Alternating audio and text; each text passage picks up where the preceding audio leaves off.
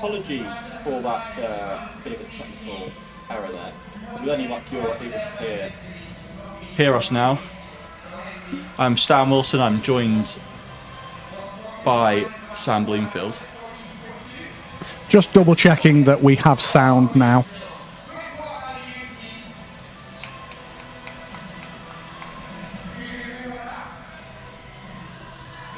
Now there's sound. Fantastic. We are cooking on gas, folks. It's taken us a little while to get here, but 2 minutes before kickoff, we are ready to go.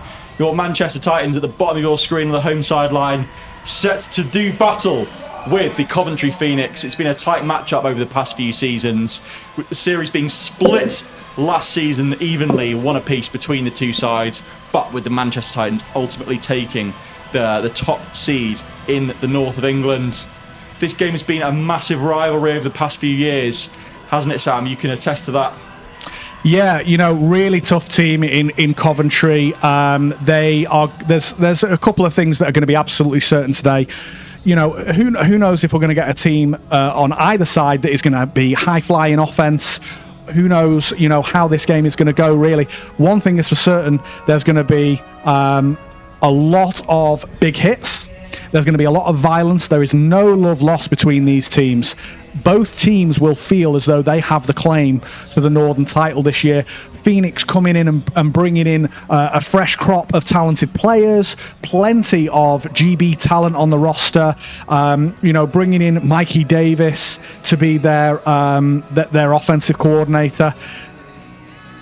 With regards to what we're going to see from Coventry, I can guarantee you it's going to be aggressive defensive football and special teams football.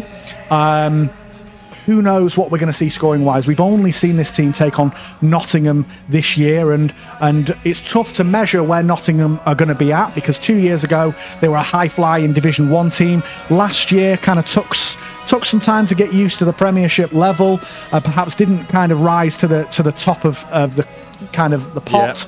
Yeah. But Coventry have maintained that kind of consistent push on the top teams in Premiership North, and Titans will certainly feel confidence, but I imagine also some pressure to make sure that they retain their title for what I think is the 5th year running. Look, it's a big pressure fixture. It's a big rivalry. The Coventry Phoenix have built their brand on aggressive, hard-hitting defensive football, and there is no reason for us to expect anything less today. We've seen already on social media, Sam Penfold has been looking forward to the matchup with Shadipo on defence, and it's going to be a sight to behold, people. This is the matchup that we look for every year in the regular season in the North, and this is set to be a fantastic, fantastic game. Speaking to head coach of the Manchester Titans, George Foster, pre-game about the Coventry Phoenix quarterback choice, it's unclear yet who they'll be rolling with at quarterback, because they rolled for most of the season last year with George Hatfield. He finished the season with them in their unfortunate loss to the London Warriors, but he didn't start the game last time out, against the Nottingham Caesars. So it'll be interesting to see if Taran Chatter stays at quarterback to start with, or whether they'll go with George Hatfield. Yeah, it will be interesting, and that's that.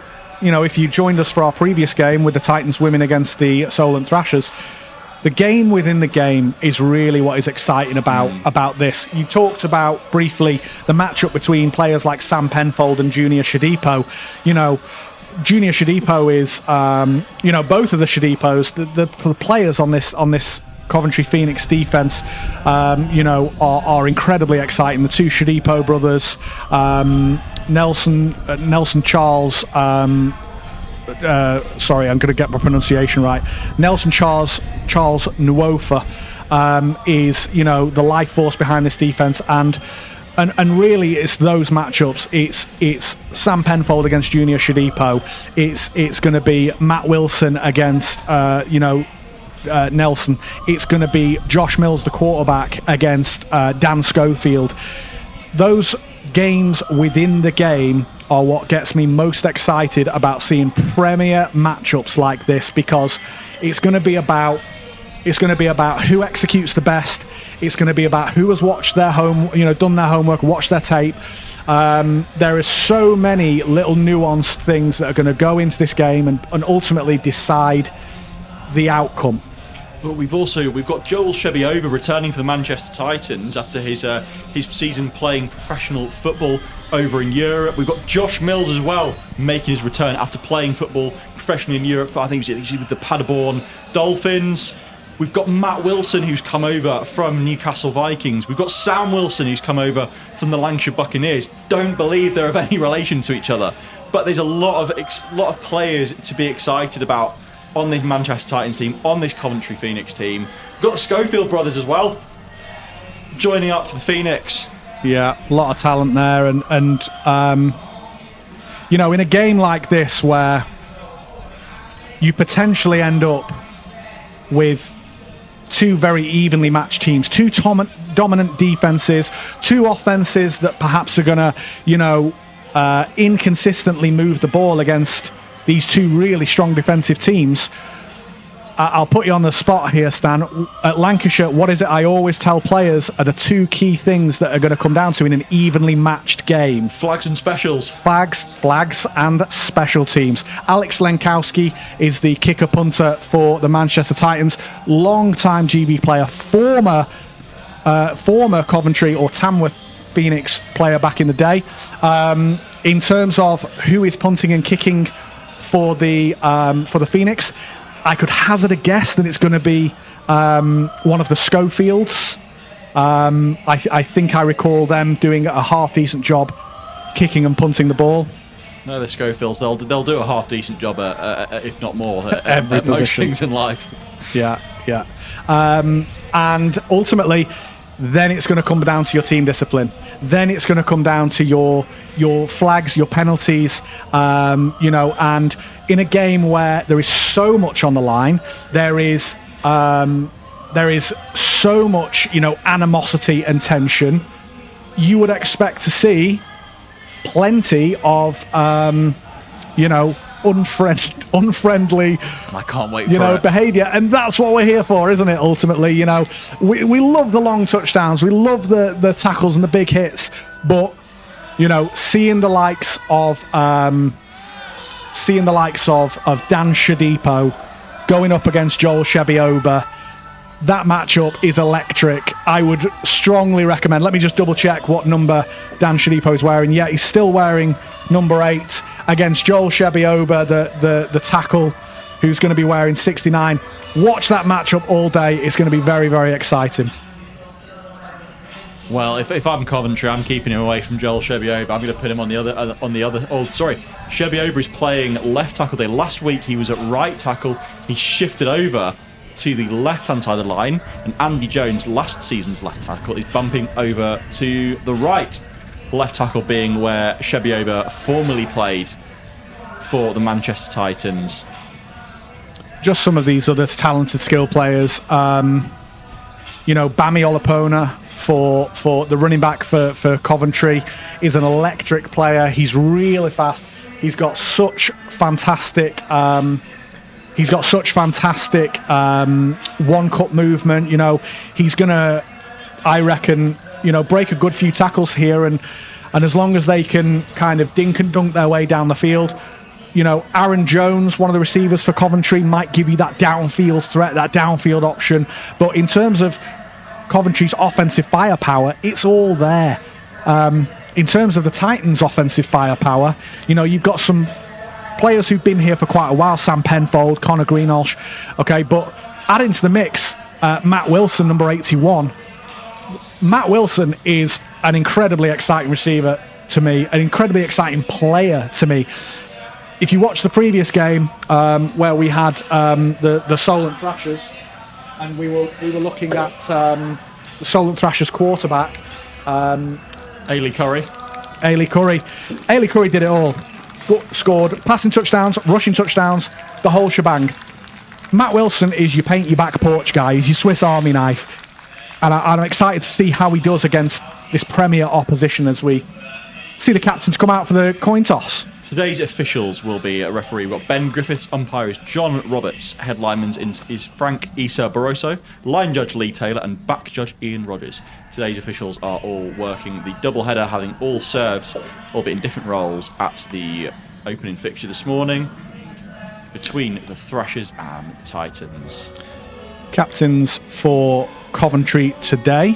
Coventry have won the toss and declined. Are Nelson Charles Nuufo. We have Junior Shadipo, linebacker Luke Neal, and tight end Reese Parfitt.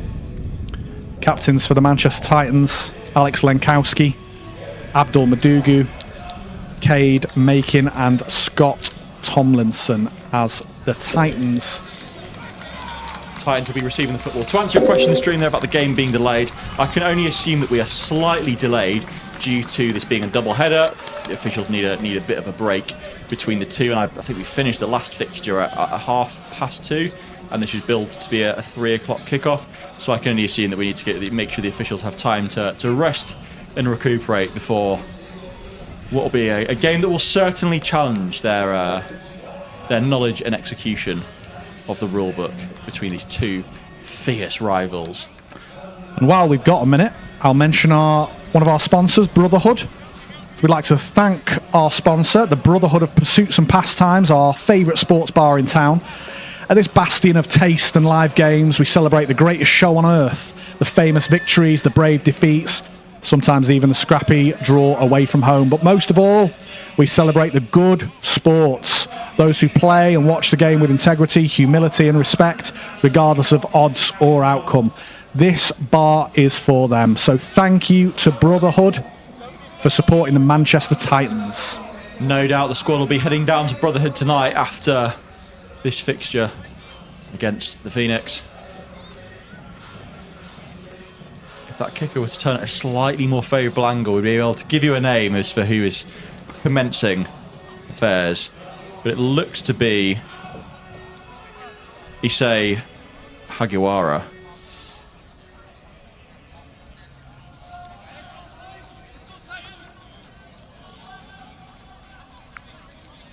Just waiting for the ref to get into position. One green boot, one white boot for the kicker here. You know that is a dedicated kicker. That is a dedicated kicker. Probably not got any other jobs or responsibilities, just kicking, and that allows you to wear that kicking boot. Lime green is a choice with the Coventry Phoenix black and orange. It's his choice that he's made. Lime green. 32. It is, you are correct. It is Issei Hagiwara kicking off for Coventry. Back deep for the Titans, we have an arsenal of options to go to here. We've got Sam Penfold at the top of your screen. In the middle, we've got Matt Wilson. And at the bottom, I can't see a number, Sam. But we've got Sam Penfold. Who's at the top of the screen? I've missed something out there. It's 7. Is it Derek Florence, who allegedly goes by 7? Contrary to his number. Which is Derek Florence, number 40. Who goes by 7. Goes by the name 7. Well, he'll want to be having a word with Alex Ross about getting that jersey swapped over then, perhaps. If he scores and gets 6, I daren't say I think I'd walk out this booth right now, Sam. You're a grown man. The ball goes to Penfold. Oh, he's wrapped up very quickly by Luke Neal. Yeah. Who Coventry have told us is the quickest linebacker in Britball as he makes his return from the GFL last season.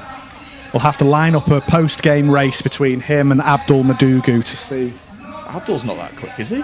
I think once he gets going. Is he? Maybe. He seems to get into the backfield with some real volition. Quickest linebacker, okay. I think Yeah. Could be. Sorry, Abdul, if you're listening. Phoenix coming out in their famous 3-front. 3-3 But haven't stack. played that in a little while. Last week against Nottingham, we saw it there as the Titans run off tackle for a short gain. In the middle there, we've got Deck Hutchinson, who it's a bit of a homecoming game for Deck. He's from Bolton originally, so it's a bit of a home game for him, whilst the rest of the squad are having to travel. Yeah, Nathan Jukes on the carry there. Does gain about 4 yards, which offense coordinator Alex Challenge will be happy with on a first down. They'll take 4 yards every day as we get Greenhouse in motion to the top of your screen. Mills rolls out right, fires in a pass, but it's too far. 3rd and medium now for the Manchester Titans. Bit of an uncharacteristic error there from Mills on a wide open Greenhouse.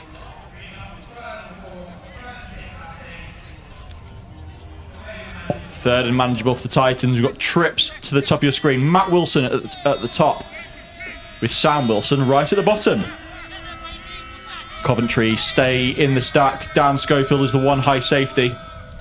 Mills drops back, fires in a ball. Greenhouse has it this time, and that is a mighty crunching hit from Luke Neal. I think that Greenhouse might have even fumbled that ball on the hit and just about recovered it when he landed on the floor. That was a good old-fashioned Madden hit stick. Love to see that. Greenhouse getting up.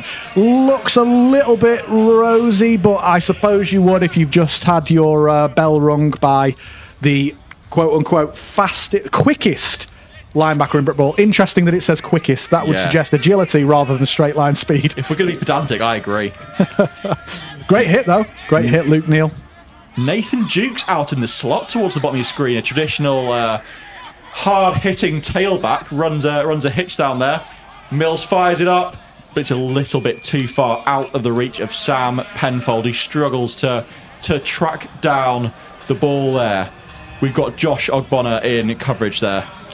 Yeah, really liked the placement of the football, to be honest. I think Penfold may have got bumped by the defender. Didn't quite have enough time to get his head around and locate that ball, but if he can keep those hands away, he's in a good position there to come down with that ball. Tricky catch, okay, but, you know, we're talking, this is Premiership. It's a nice ball, and I think you're right. Mills did find the window as Jukes motions out again. It's a swing motion, or push motion, I should say, as he runs through contact straight into Dapo. Someone who the Titans will have no love lost for, having previously been a London Warrior, as the white stripe in his helmet will indicate. Yeah, that will not be accidental either. He'll have left that on there to flex his prior history, but doesn't make the tackle. Forces him out onto the sideline. Jukes runs into a defender. It's 3rd and just about the same there to bring about 4th down. Mills stays on the field, however.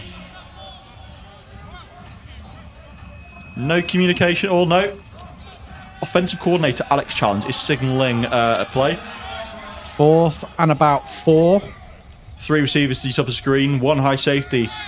Phoenix look to be, or they've rolled back into a 2 high shell. Mills completely airballs that over the head of Sam Penfold. A little bit of late rotation there from the Phoenix. Yeah, disappointing accuracy issues from Mills there. Hitting getting out into the flat is something that the Titans need to be able to do, whether it's on the rollout that you saw initially, or whether it's from the pocket. They need to be able to execute those plays, and it's possible that the receiver Penfold gets tackled immediately there, but you've got to give him a chance at least, especially on 4th down. As we welcome the Phoenix offense onto the field, led by Taron Chatter. So Hatfield will remain on the sideline, at least for the start of this game, as he hands it off. First carry of the game to Sean Hanlon. And that is a 1st down for the Phoenix. Stretching the Titans defense wide early here.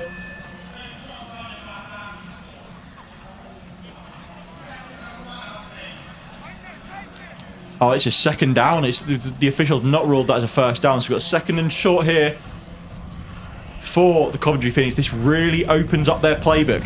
because they can run it. Sure, they can get the first down, but it gives them chances. They've got chances now to maybe take that deep shot. Try Josh Balala Absolutely. or FJ as the corners. Try them early. Oh, they opt for the handoff, but it's a successful one. Short carry up the middle, brought down by Yigi Ertor. The Titans' sword bearer for today. It's Phoenix football on the Titans 32. Yeah, this offensive line for Coventry after 2 plays really moving the Titans' defensive line, opening up those holes for the running game. I mean, if we look at that Phoenix O-line, we've got a lot of players who are either returning from the GFL. We've got 3 GB development O-line players on there as well. So there are no slouches, and the snap is fumbled. It's on the ground, and that'll be ruled as a sack.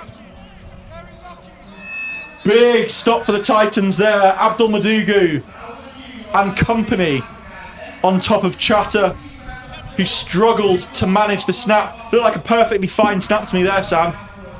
Yeah, Chatter is a player who I am aware of has played on the lines for most of his career. So, yeah. Perhaps he's gone away somewhere for a few years and he's played quarterback and he's got really familiar. I'm interested to see how it goes with Chatter. I'm not saying that he won't perform excellently. Maybe he will. I'm very curious to see how this goes, and familiarity with handling a snap is a big part of playing quarterback in the shotgun or pistol. Agreed. He fumbled Chatter that one a little drops bit. Back, puts it up there for Schofield, and James Schofield is into the end zone for the first points of the game. The first points that the Titans have conceded. And they come at the hands of James Schofield and Taron Chatter. Yeah, it's incredibly simple. They ran a slant, and the safety took out his own player. The Titans safety took out his own player. In man coverage, that was a surprising play to me. I mean, Chatter initially bobbled the handling of the football, and the ball that came out, respectfully, was not an impressive ball. Ultimately, did the job. Titans need James to... Schofield calls the timeout there on the PAT. Late to get the formation sorted out. They had a late runner onto the field. Head coach Neil McMaster bellowing instructions from the far sideline. He will also be leading the special teams unit today. Good recognition of man coverage there from whether it be offensive coordinator for Coventry, Mikey Davis, or whether, Chatter has seen that and decided to take that. But good recognition of man coverage with single high there, taking that slant. Yeah, I mean, what more could you ask for? I mean, Chatter, like you said, he's not really a known quarterback in this league. It was a surprise to see him on tape when I was watching the Titans. Well, sorry, no, watching the Caesars versus Phoenix game and seeing him on tape there. We were expecting Hatfield to get the start, but he threw the ball well. He may not be the most accomplished quarterback, but there's no doubt that he can throw a good football, as he demonstrated there as he opens the scoring affair with James Schofield. Yes. There, inches away from the football on the block attempt. Yeah, and regarding Chatter, you got to start somewhere, right? It's possible that this isn't the first time he's played quarterback. Maybe he has. I have it in my mind that he perhaps has spent some time in Europe. No, that was his. There's another Chatter on the team who spent time in Europe. I'm gonna make the assumption those two may be related, maybe a younger older brother who is returning. So this is Amrit Chatter, who's returning from 2 years in the GFL. I see. Interesting. Well, maybe Amrit has as well. Well, one drive, one passing touchdown. You can't deny that he's certainly put his team in position to be successful, to win. So we've got to see how the Titans respond and see if the Phoenix can maintain that offensive consistency. Consistency will be everything here today at Belle Vue.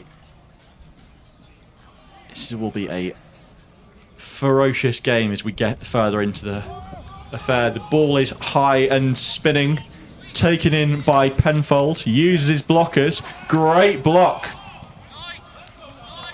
But he ends up being tackled. Maybe a cutback lane for Penfold that he doesn't see.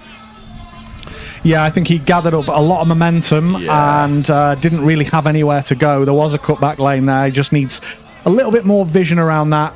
You know, occasionally on kick return, it is all about just hitting the gap as fast as humanly possible. Sometimes, you know, just processing, using your vision and hitting the appropriate gap. Great block from 7. Titans out in trips formation. 3 receivers to the field side at the bottom of your screen. So Matt Wilson is off the line as it stands. And that's why. There's the motion. It's the unbalanced formation. Jet sweep. Oh, it's been recovered. That's Jack Hutchinson. The Bolton boy gets his fumble recovery. Mills. It wasn't. I'm not going to call it a bubble snap. He brought the ball back to his throwing position. It slipped away from his grip, and that's going to be a costly error. As now the Coventry Phoenix, the team that just scored on the Titans, are in field goal range and in not deep into, but they're in the high red zone. Yeah, and you know what can Josh Mills come to the sideline and say, or what can the coaches say to him? There's not really a great deal to say. You know, less of that. That's what we'd call a thumbs moment, where you're pointing the thumbs towards yourself and you call it a day there. Taran Chatter out in the gun now. Coventry and 11 personnel here today. Fakes the handoff. Oh, and it's thrown straight to David Annie, but it's ruled incomplete by Ben Griffiths, the Whitecap. Yeah, quite clearly an incomplete pass there. Is there some kind of environmental factor that's going on here that I can't spot, Stan? Is there, dew on the ball or something? What is going on with the handling of this ball? We've seen Chatter mishandling snaps. We've seen Mills. It's quite humid. I don't know. Perhaps. There's no moisture in the ball. Is put up there. Oh, and it's pass interference. It's been ruled by the back judge. 3 receivers absolutely wrapped around James Schofield.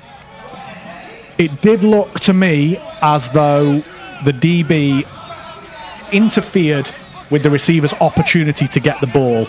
So I think, without watching it back purely off kind of eye test, I would probably agree with the call. You have to give the receiver the opportunity to get the ball. You can be aggressive in the air if you're both going for it, but you can't impede their ability to go and get the ball. So given that this happened in the end zone and the ball is spotted within the 20-yard line, there should be half distance to the goal for defensive pass interference. That'll bring about 1st and goal.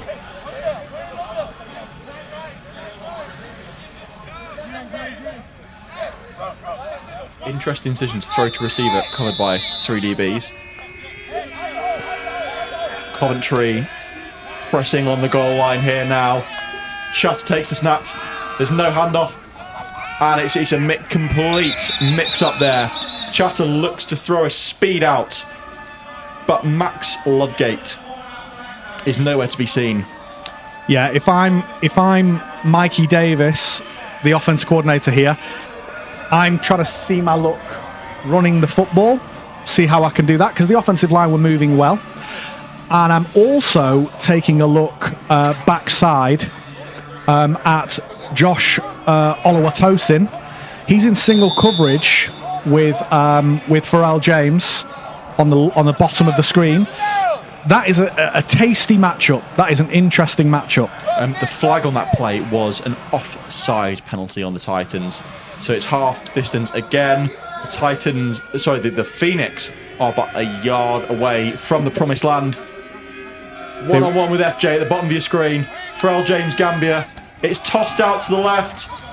And that is a Phoenix touchdown for Sean Hanlon. Wow, few costly mistakes there for the Titans. You've got the fumbles, throw, from Mills.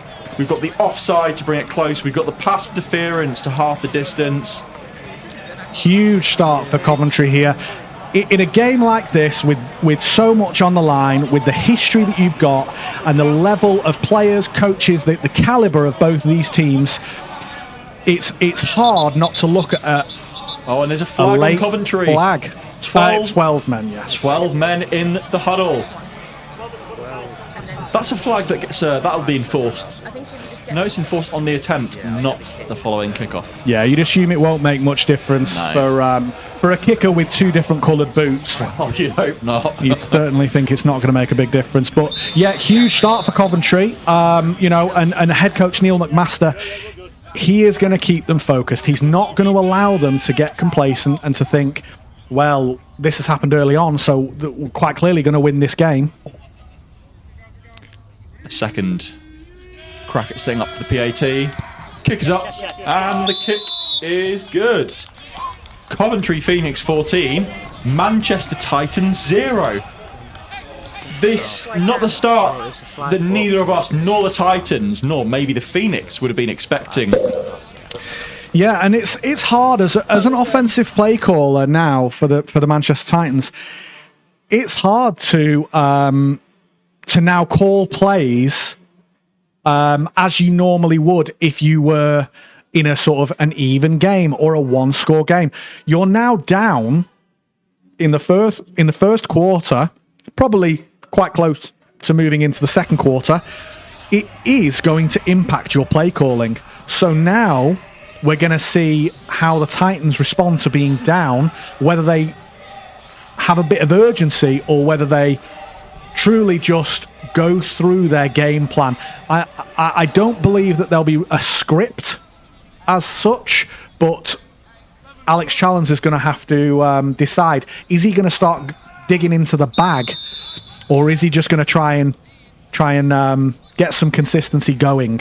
With it being the first quarter of the game, you'd think that the Titans have got to trust what they've got, trust their process. It's still early days yet in this game. It's a directional kick, high and towards the bottom of the screen. It takes a very awkward bounce, stuck into the floor a bit. It took an awkward bounce for Sam Penfold to recover. Bit of a theme that today, actually. We've seen that 2 or 3 times in the previous fixture between the Thrashers and the Titans, where these kicks have just sort of stuck into the ground rather than taking a bounce. I don't know if it's conditions. I don't know if it's just intended kicking. I know nothing about kicking technique or ball spin or anything, but it's just something that's happened a few times today. Let's give the kickers the benefit of the doubt, saying they're doing this on purpose. Now, if I'm Sam Penfold here, I'm reaching into the bag of rules. I am going to step out of bounds with one or both feet, and I am then going to pick up the ball while standing out of bounds and take a penalty. The creme de la creme of special teams plays. Sam Wilson to the bottom of the screen, fights forwards. Did he get the first? Classic Titans hitch there. Like to see it from Sam Wilson there. Do be cautious when you've got a player wrapped around your legs. Sometimes you've got to decide, okay, you got me here. I've got my yardage. Is it worth the ankles and the knees? Is it worth it? Yeah. But listen, fought for a couple of extra there, so can't complain. But yeah, that's the kind of play you need. Get back on track immediately. Get some confidence. Back in the one high look. Corners pressed down. Titans aim to run up the middle with Belcow running back Nathan Jukes. Just short of the first down, so it's going to bring up third and very short for the Titans.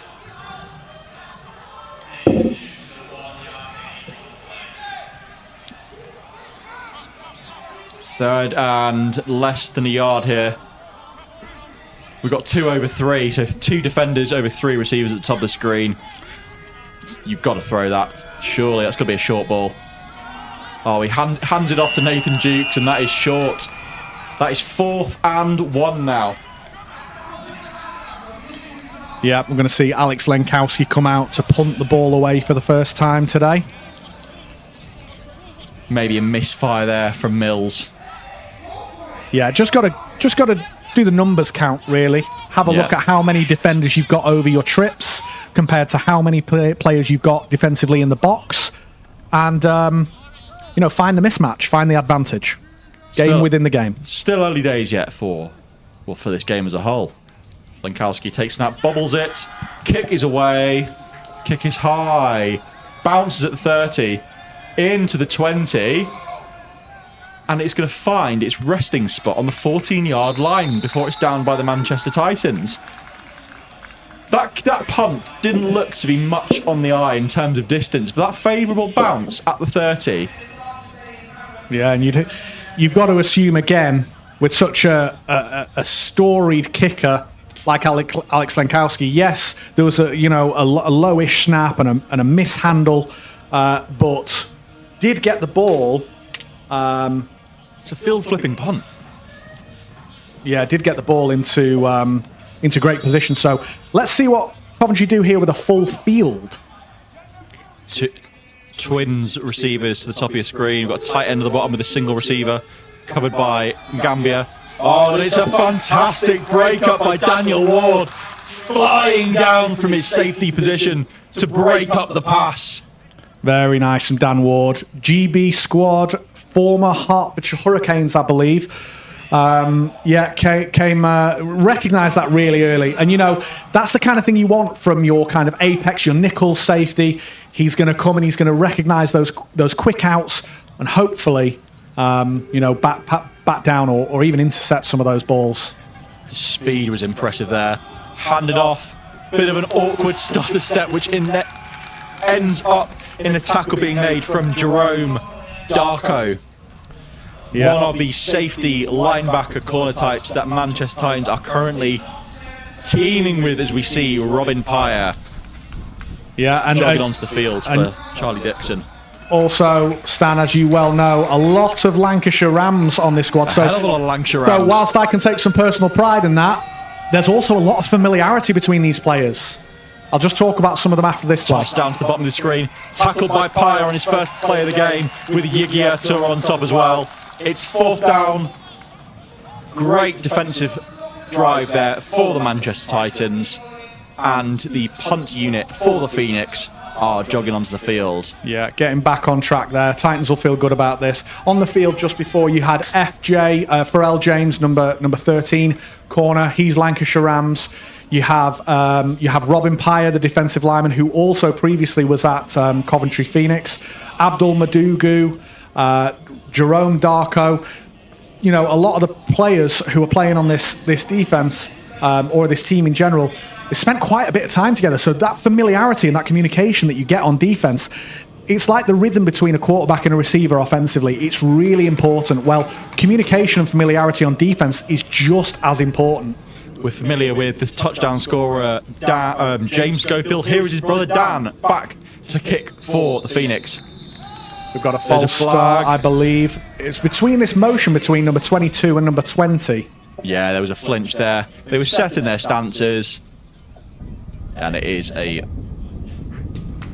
false start, as is signalled to us by Ben Griffiths. Little boost there for the Titans special teams. Sam Penfold and Pharrell James back to receive. One of the biggest things for me in British American football is the willingness of your punt returner to actually field the ball. Yeah. And it is something that we don't see very often. These two are willing, so let's see if they do. Another lefty. Oh, massive block from Yigia Tour there as he swims on top of Ezekiel Antonio. Antonio is without a helmet on. I think there's a flag down. Robin Pyer also getting involved there with Josh Utley. As we said, no love lost in this game. There's going to be plenty of, let's politely call them, games within the game. The love lost between these teams is there's none of it. They do not like each other, which is interesting because individually, on a one-to-one basis, when you're at GB with these guys, there's tons of conversation, there's tons of love. Oh, it's a face mask on the Titans. That's going to be. I'll be on Yigi front. I think he may have unlidded Ezekiel Antonio there, and that's going to cost the Titans 15 yards. Special teams and penalties will decide close games. Yeah. So Big shame there for the Titans. Strike one for the Titans. There is nothing wrong with pancaking someone. You can stay on the middle for a little bit longer afterwards. But the removal of the helmet or the face masking, it's never necessary. It's one of those sort of unforgivable penalties, as the Titans will be, because the penalty happened on the plate, it will still be a 1st and 10. So as we mentioned before, you've got 3 over 2 here to the bottom of the screen. So 3 receivers with 2 defenders over the top. Dukes is swarmed on there. To my brain, to the way that kind of I look at football, that's where we want to be trying to get in that football for Manchester. They want to take advantage of the number disadvantage. If you look at number 7, the cornerback, Dapo Balogun, at the bottom of your screen here, he is coming down tight, but they still only have... Mills uncorks a deep ball, and it's Matt Wilson who mosses Junior Shadipo. 1st down, Manchester. Welcome to the Matt Wilson Show. So he's a paint your back porch kind of guy. You want him to catch the ball underneath on a short and take it for 20, 30 yards, he can do that. If you want him to take the intermediate route and take the hit off a safety or a linebacker, no problem. You want him to go deep and moss one of your GB's best corners, yeah, no problem. You want him to long snap, sure. You want him to walk the dog, yep. You want him to paint your fence, no problem at all for Matt Wilson. Outrageous talent. Dukes up the middle. Straight into Deck Hutchinson. And he's brought down after a short carry. Not a lot of luck so far on the ground game for the Manchester Titans. A bit of a theme we saw last year. It was against your weaker opponents within the Northern Division. Your Newcastle Vikings, even the Pirates and the Caesars to a degree. The Titans were able to run at will with Bissariu. But it's been a little bit of a struggle thus far this year. Yeah, Bissariu seemingly missing today. So after Dukes, you're looking at who's your next back after that. Do they provide some speed, or is it going to be... Oh, and he's engulfed straight away again. Is it going to be this power running game all day? In which case, it might not suit the defensive front that you're about to face with the likes of... I'm trying to locate Dan Shadipo now, but, you know, you've got Nelson... I'm going to butcher his name every time here. Nelson Nwufo. You've got Deck Hutchinson, incredibly experienced. I am struggling to see Dan Shadipo, and he is one of the more dangerous players that you'd... yeah. The interesting thing about this 3-3 stack, so 3 defensive linemen, 3 linebackers all stacked behind each other, it was designed... It's lofted up for Matt Wilson. This time he doesn't fare so well. Owen El Hawari with the breakup. Sam Penfold, intended receiver there. Yeah. And looks like the field goal unit is going to come on. Lenkowski. Yeah, Lenkowski's back there with holder Alex Ross. So the whole idea behind the 33 stack, or the 3-3 stack, what you want to call it, it was designed to take away the running option from spread offenses, which have been running riot in college football, high school football especially, over the last few years, as the kick is up and good. The benefit of being you get 3 linebackers on the field, so you get extra coverage who can play the runner as well. So you need some high quality linebacker and high quality defensive linemen who can sort of plug multiple gaps at the same time. But this is what it's designed to do. The Titans run the spread. Phoenix are in the stack. Who's gonna blink first? Yeah, and with that linebacking core that you're talking about, you know, from what I can tell, or from what I've seen so far, you've got Charles Nwufa, who is, you know, long-time GB captain, long-time, you know, he is as it stands now, Mr. Coventry Phoenix. You also have, I'm just trying to find their numbers here, but I'm familiar with, it might be the other chatter, yeah, who is playing linebacker. Is it Tehran? Amrit. Amrit Chatter is playing linebacker, who's returning from the GFL This is the third Chatter. two years ago.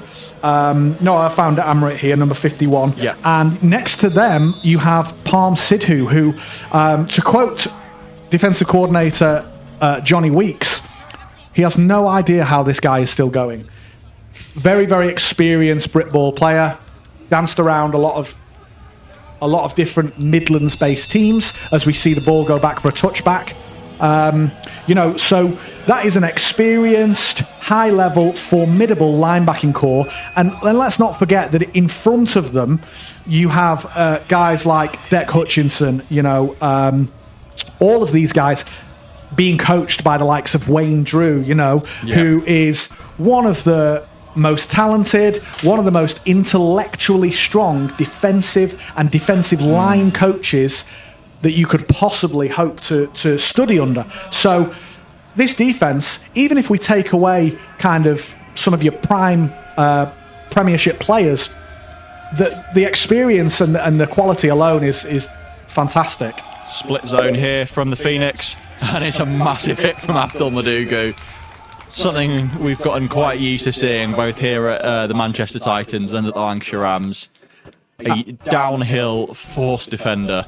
Abdul Madugu must be using Muscle Food, who we've partnered with. Use code BUILD-TITANS at checkout, and the Titans Club receives 10% of that value, which goes directly towards club. That is Muscle Food. Chatter drops back, and he's taken down again by Madugu, joined this time by Josh Belayla as well. 2 GB players there. Third down and medium here for the Titans. And that's the end of the first quarter of play. A stop here from the Titans would go a long way to getting themselves back in this game. A touchdown brings it within the score. Yeah, good first quarter as well. Coventry will be feeling quite happy, but they need to get something going to give them that confidence that it wasn't just a couple of big plays. Yeah. Again, it's the same with every team that we talk about. It was the same with the Manchester Titans women's team. It was the same with the Solent Thrashers women's team. Both of these offenses need to get consistency, and that's what I suppose your average British offense struggles with, is being consistently finding ways to get the ball down the field. Whichever team manages to do that is probably going to win.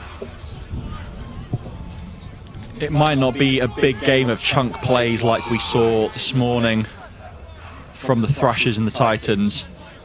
It's going to be more of a game of attrition, I suspect, this afternoon. Lone receiver to the top of your screen. We've got flags. No, not flags, sorry. We've got whistles blowing from Ben Griffiths and co. Has the play maybe not been whistled in? I think that's likely. Yeah, but it's a Top of the replay down. screen, we've still got that single matchup between Pharrell James and Joshua Oluwatosin.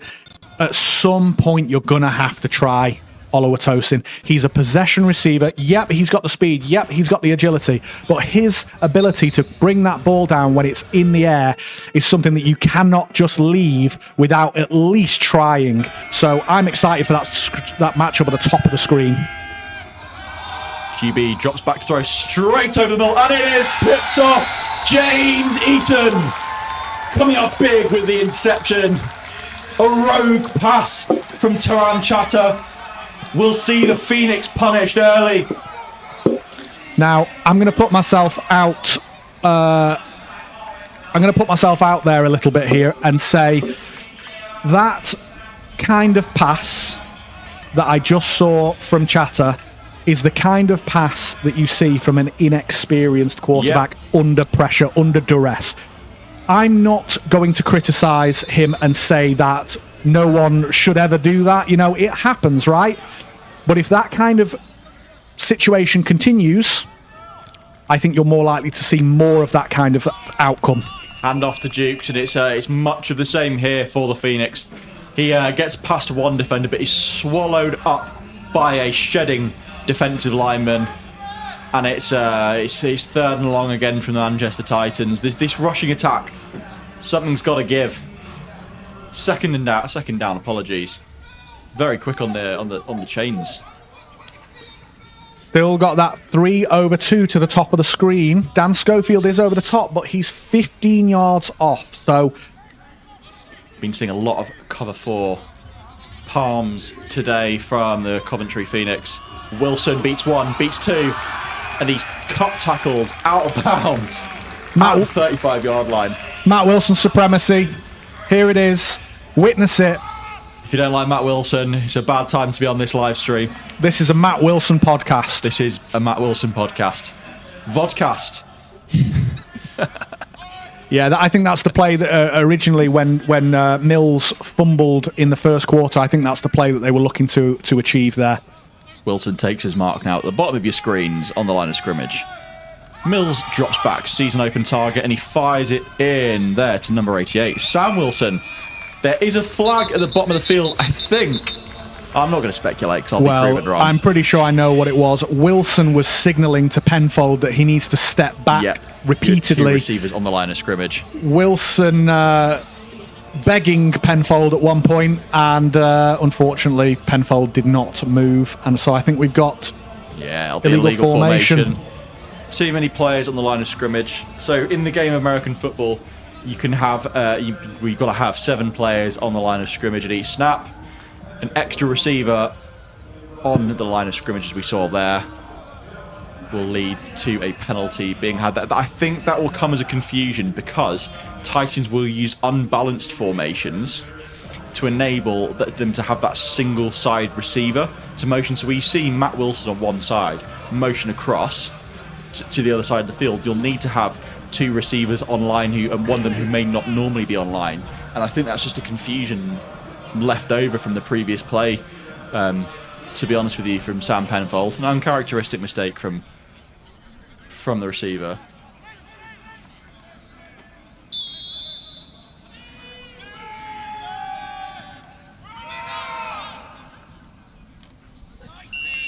Just back to the line of scrimmage there for Dukes.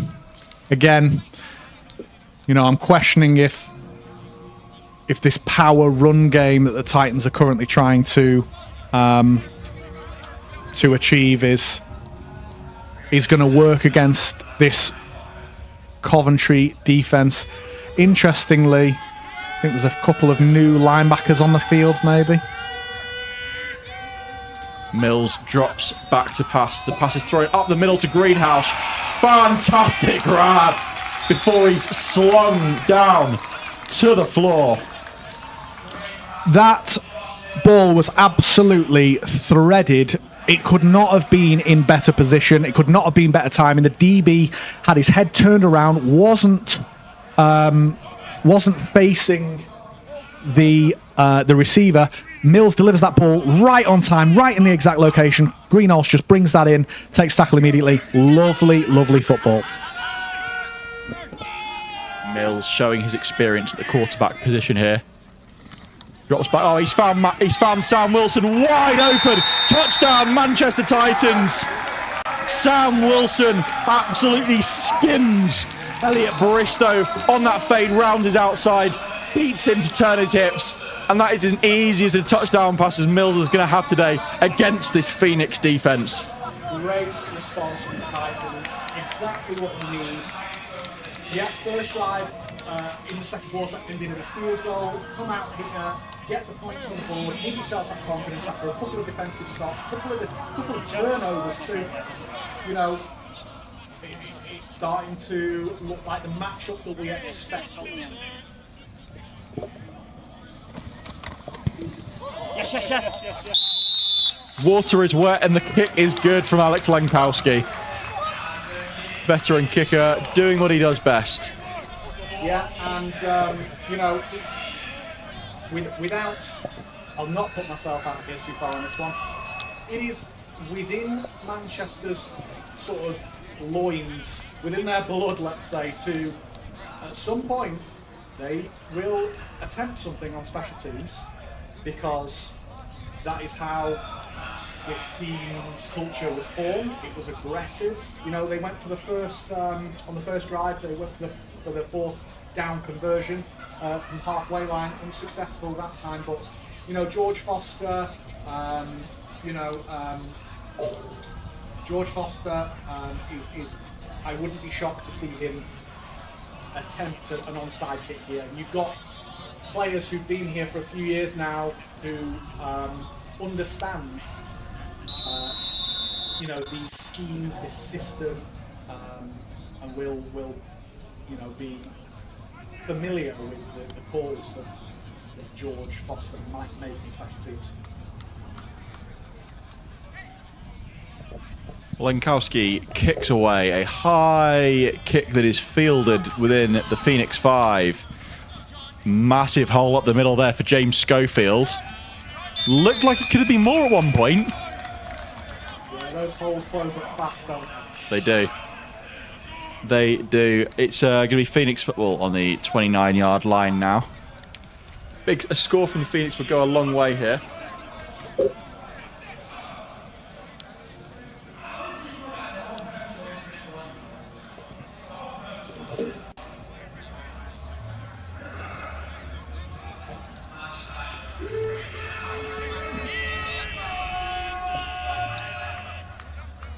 Phoenix to resume their possession with Chatter in the gun. Handed off. Running back takes it wide. Finds a cutback before being dragged to the floor by Josh Balea, but not before.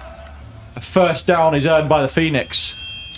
Yeah, big over pursuit there from Abdul Madugu. Had an opportunity to bring the ball carrier down after just a couple of yards. Doesn't see the cutback opportunity. Over pursues. The ball carrier just cuts back ever so slightly. Continues. Gets brought down by the safety instead. Here we go. Phoenix again. Handing it off. It looks to be a rinse and repeat. Same play again. Missed tackle from Gambia. It's ball was fumbled, but I think recovered by Coventry. Looked away from my screen for a second. Great hit from FJ and Gambia there. Came down, lay the wood, ball carrier coughed it up, but think it might have been fallen on either by the ball carrier or one of his offensive linemen. But I might need to get my eyes tested.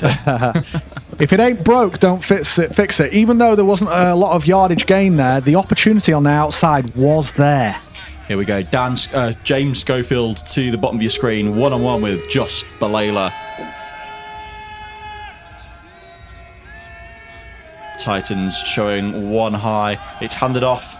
Run to the left again with Igoma. Yigiata on the stop there and with a host of other Titans. Brings up 3rd and 9 for Coventry on this.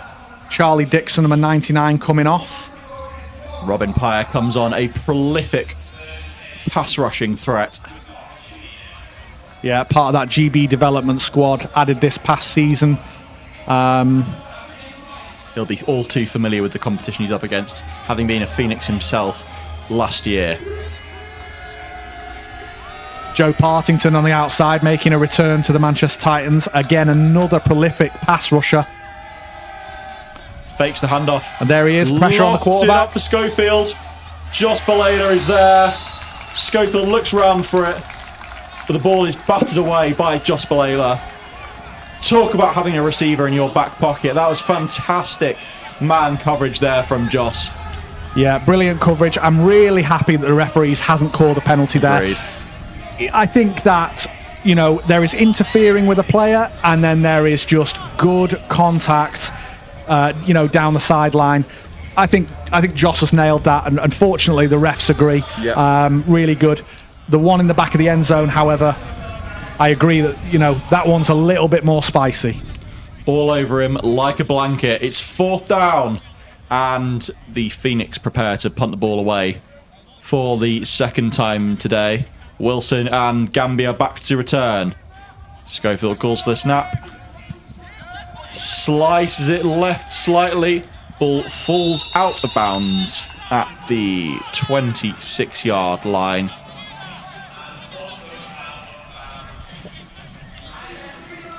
Not the game they may have been looking for on the punt, but they took away the Titans' ability to return the ball by directing the punt out of bounds. Will the Titans stick to this run game with Nathan Jukes up the middle here against the formidable Phoenix stack? Or are they going to look to spray it out wide a little bit? I think there is an element of keeping a team somewhat honest. However, I think... Handed off to Jukes. Well, he's found a little bit of space to work with this time. Some blocks set up well. And there you go, folks. That's the commentator's curse coming into effect for the first of many times this stream, as we see a Manchester Titans first down. Well, I'll be having words with Nathan Jukes. Oh, second and short. Apologies. He stepped out of bounds. It's unlike Jukes. He's looking for contact. But what I was going to say was, I think it's overplayed the whole you've got to set up or establish the run. I think you do what the defense is giving you, or you take what the defense is giving you. Penfold in motion. Mills rolls out to the left, slings it to Penfold, who is tackled, but not before he reaches a first down by Josh Ogbonna, number 20. Moving the chains now, the Manchester Titans, as they approach the halfway line. They've tried that rollout leak, if you will, a few times, and it's paid off now for the Titans. 3-over-2 again. Mills fires it in straight away. Oh, it's battered up, and it's picked off. Very unfortunate there. Phoenix are able to return it past the halfway line. It's Junior Shadipo with the alert ball skills to bring that ball in for the Phoenix. It was initially targeted for Connor Greenhouse, who was unable to get hands on it before being bobbled by a Phoenix defender, before eventually making its way into Shadipo's more than capable hands. And once more, well, the Phoenix have pretty much taken the ball where they left it. Yeah. Again, that momentum shift, the momentum is palpable in these kind of games. It's a really important factor that people don't take into account. This Manchester Titans defense has kind of shifted and taken that momentum back, but... Into the spread for the first time today.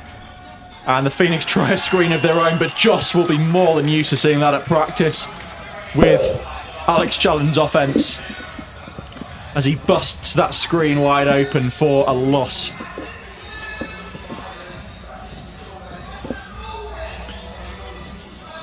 So past few drives for the Phoenix offense, they haven't really managed to get the ball downfield too well.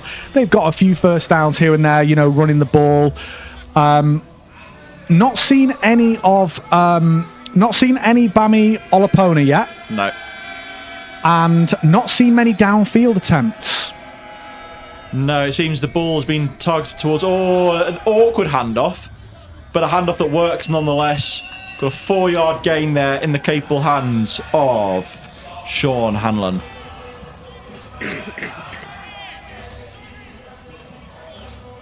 I wonder if the Titans defense feels threatened by chatter in the passing game. We saw that slant, and we saw the attempt to Schofield in the corner, which was called a pass interference. From his passes so far, speaking as a kind of having a neutral defensive mind, I'm not sure that I would feel threatened. I would perhaps play a little closer to the line of scrimmage defensively. Phoenix in that 11 personnel trips as they fake the counter left. There's a flag at the bottom of the screen. Definite false start from the right guard. Started moving on his pull just as essentially the snap was happening, but unfortunately, when you try to preempt, it's a tricky game. Tackles in the NFL almost have it down to an art, and even they sometimes don't quite get that timing right. Titans rotate once more into that pass rushing package. That is a truly terrifying defensive line to be playing against. You've got Joe Partington on one side, you've got Cade Makin, David Annie, and now you've got Robin Pyre as well, who's rotating with Charlie Dixon, who is no slouch in his own right. Third down now for the Phoenix. No doubt they'll have to They'll have to test the ball downfield here. Fakes the pass. Oh, and it's picked off by Rome Darko. Leaping like a salmon out of his stance there to bring down the football. And once more, it's Titans' ball. We've seen a bit of a back and forth with these turnovers in the midfield. Neither team able to get an advantage. Fantastic athleticism. So, Sam Bloomfield's school of quarterback coaching, big no-no number one is play action to one side, flipping your hips back to the opposite side and throwing a ball very fast. It's a really bad habit to get into, so I'm hoping that they'll have a conversation with Chatter about that. Handoff up the middle to Jukesy once more, and it's going nowhere. I've just found out from producer Ben Reed that Jerome Darko, the interceptor on that play, if that's the correct terminology to use, is a former Coventry Phoenix himself as well. Very true, that is correct, yeah. In his under 19 years, he was there the whole time, and I think he spent a brief time there with the adult team as well, so I'm sure that one will have felt good for Jerome Darko. An absolute missile from Mills into Penfold on the quick slant, and that's 3rd and short now for the Titans. Yeah, love that. Protecting his receiver, puts the ball down low, avoids the hit from the linebacker or the safety coming down. Very smart play. Oh, here we go. Titans in trips to the top of the screen. We've got that 2 over 3 again. Mills drops back, pump fakes. He looks downfield. Bit of a panic throw there towards Connor Greenhouse. That's going to be 4th down. The punt team comes out. Yeah, I think every eligible option of the receivers available for Manchester were probably a better choice than Connor Greenhalgh there. Matt Wilson on the bottom of the screen. You could have given him one of those 50-50 jump balls with Junior Shadipo again. I think Penfold was a better option, and I think that Sam Wilson was sat in the flat. Mills needs to settle down. Look, we've seen two sides of him today. We've seen some absolutely fantastic throws where he's used his vision and his poise. That is an enormous punt. Oh, very unfortunate bounce. Lenkowski's visually annoyed with that. That was a ridiculously high punt from Lenkowski, attempting to put the backspin on it needed to keep it in play. But it does. Now, how long? I'm perhaps being quite critical here as a quarterback. How long do you stick with Chatter here is the question that I have. It might be that what I've seen from him so far is not representative of his level, and that, it's just been a few unfortunate drives or plays here or there, because we have seen the good touchdown pass, but we know that George Hatfield is sat on the sideline and has a big arm, at least is able to threaten downfield. Chatter uncorks a deep pass to Schofield. And it's been called it's been flagged, which we can only assume to be PI. Yeah, I believe that's going to be defensive pass interference, as Josh Balela was draped all over James Schofield's back. Schofield there with an outrageous play after Josh got his one-up in the matchup earlier in the fixture. Schofield not only hauls in the reception, but he draws a PI flag too. Well, I think Josh might have been the receiver that was on Schofield for his first touchdown. So if we're tallying, I could be wrong. 2-1 then. If we're tallying Schofield 2-1 up at the minute, Schofield is this one of these receivers that has just seemingly flown under the radar, but is genuinely an incredibly talented and respected receiver. Oh, the toss sweep goes nowhere there for the Phoenix. Swarmed on by the former Knicks himself, Mr. Rome Darko. So we've seen it. We've hit a bit of a lull period here as we move closer towards half-time. Neither team is able to get the ball out from between the 230s, really. Yeah, and honestly, this is the kind of game that I expected. You'd see some offensive plays, you'd see a lot of high-level defensive plays, but which team is going to generate the consistency? Or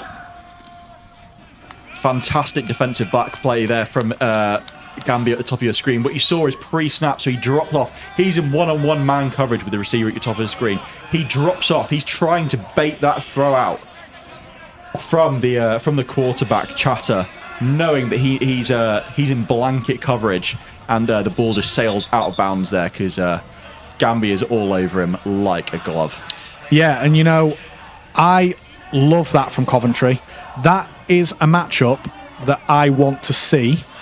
I want to see Schofield versus whichever corner, whether that's Belela or Ngambia, and I want to see Oluwatosin against Belela and Ngambia, because those one-on-one matchups, just like watching Junior Shadipo against a good receiver. I remember for years playing against Junior Shadipo as a cornerback with Max Gracie Ainscoe, with Adam Bamba. That game within a game, it is so exciting to watch. And you know, we watch it now, and I want to see them try it, so I'm fine with that call from Coventry. Regardless of the fact that it's incomplete, I would go back to it, because there was that separation just at the top of the route, and as long as you get a good ball, then it's there. As we see David Anney, under his own power, bring himself back off the field. But, you know, as someone who is not playing domestic football now, and I'm able to kind of, I suppose, mentally take a step back and just watch these, this is what makes football so great. Yeah. Those matchups of chess, of mental fortitude, of physical skill and talent, like, this is exciting to watch. We've got Ngambia at the top of the screen covering Oluwatosin. We've got Belela at the bottom of the screen covering Schofield. Dream scenario. Drops back. It could have been picked off if it was in the field of play. Well, he will count that as a back down. Will Gambia? Yeah, and Joe Partington, who's, again, I think due to injury and due to sort of potential personal life, working, things like that. Joe, I don't think played for the Titans last year. Joe has been a regular pick for GB Lions. Joe was instrumental, and I cannot express that enough, instrumental in the Titans' 2 national championship wins. He's back on the D-line. He got pressure on that play, hit Chatter right in the back as he released the ball. I don't think he affected the pass, but Joe Parkinson is going to be a key player for Titans all year. Takes a backward spin. It's a fantastic bit of special teams play there to bring down Sam Penfold. There is a flag that was thrown back at the Coventry 40-yard line, so we'll see what that is. Lee Taylor, Lee Taylor, line judge, has just adjusted his penalty flag to the Titans 40-yard line now. So we'll see what this penalty is and how it impacts the play. Be interested to see what the ruling is here. Griffiths is preparing to deliver the signal to the Titan sideline. A face mask penalty on the kicking team. So it'll be a first down to the Manchester Titans, but just 15 yards in front of where they originally would have been. Yeah, and as we get into what I imagine are the remaining sort of maybe 8-ish minutes of the second quarter, it's 6 to 8 minutes of the second quarter. That's purely hazarding a guess. We'll see how aggressive the Titans are willing to be here. Admittedly, knowing the offensive coordinator's mentality, he'll always be aggressive at any point, but we'll see how they fare here. Mills drops back, scanning the field to the right. He's found Wilson. Oh, Wilson has 2 hands on the ball there, but that is broken up by Dan Schofield, number 41. Dan Schofield take about, it's really hard to he's got a decision to make there. Do I go for the football? Do I go for the huge hit? And the huge hit comes with risk of penalties. Going for the football comes with the risk of missing and the receiver getting the ball and going for a longer, reception or touchdown. He's gone. He's played his hands. He's knocked it straight out of his hands. It's fantastic play. Mills finds receiver to the top of the screen. It's Sam Wilson. Fantastic bit of dink and dunk football there. Yeah, and that brings up kind of a very, very manageable third down. Now, I'll be honest, the Titans have not done, from what I recall so far, a fantastic job on third down, especially third and short. No. So, what do you go for here? Do you ride Dukesy with the counter play, which he seems to have had some success on? You go 3 over 2 and throw the hitch or the bubble here to Connor Greenhalgh at the most interior slot position? Mills has given us an answer there. He's gone right back to the same draw. He's gone back to Sam Wilson. A hitch at the top of your screen there. Well, I'll tell you this for nothing, Stan. They eventually are going to run a hitch and go with Sam Wilson. Yeah. Is that how he scored his first touchdown? A hitch and go? No, this game it was just a fade, and it was a goal line fade. Oh, lovely. He beat his defender to the outside. This is a Titans textbook, strategy, as you'll know from your time with Alex Challens at Lancashire. Hitch, hitch, hitch, hitch and go. Oh, it's battered up there by Josh Ogbonna there. Yeah, late drop from Ogbonna. He has initially gone down to cover the flat, and as he has recognised Penfold breaking out into the the flood, the deep out, he's dropped back into that and put himself in a very good position. Like I said in the previous game with the Solent Thrashers women, this is why you have DBs and this is why you have receivers. Receivers are athletes who can catch, DBs are athletes who can't. Mills fires downfield, and again it's battered. Some fantastic DB player here on display from the Phoenix. That is Kieran Ofomi. Little bit behind Sam Wilson, I think, there. Mills, it's a tough window right between the two high safeties there, but if you're going to throw it, you really cannot put it behind the receiver or too far in front. It's kind of got to be exactly where, sounds ridiculous to say, exactly where it needs to be, in his hands. A game of fine margins as he drops back once more, and he's found Sam Wilson again on that hitch. If it's not broken, don't fix it. Yeah, so what's happening here is you've got Sam Wilson who's occasionally running, with the receptions we've seen him get so far, that those routine bog standard hitches, 5 yards, back to 4, turn inside, ball should be there on the dot. That play is what would be called a choice or a win.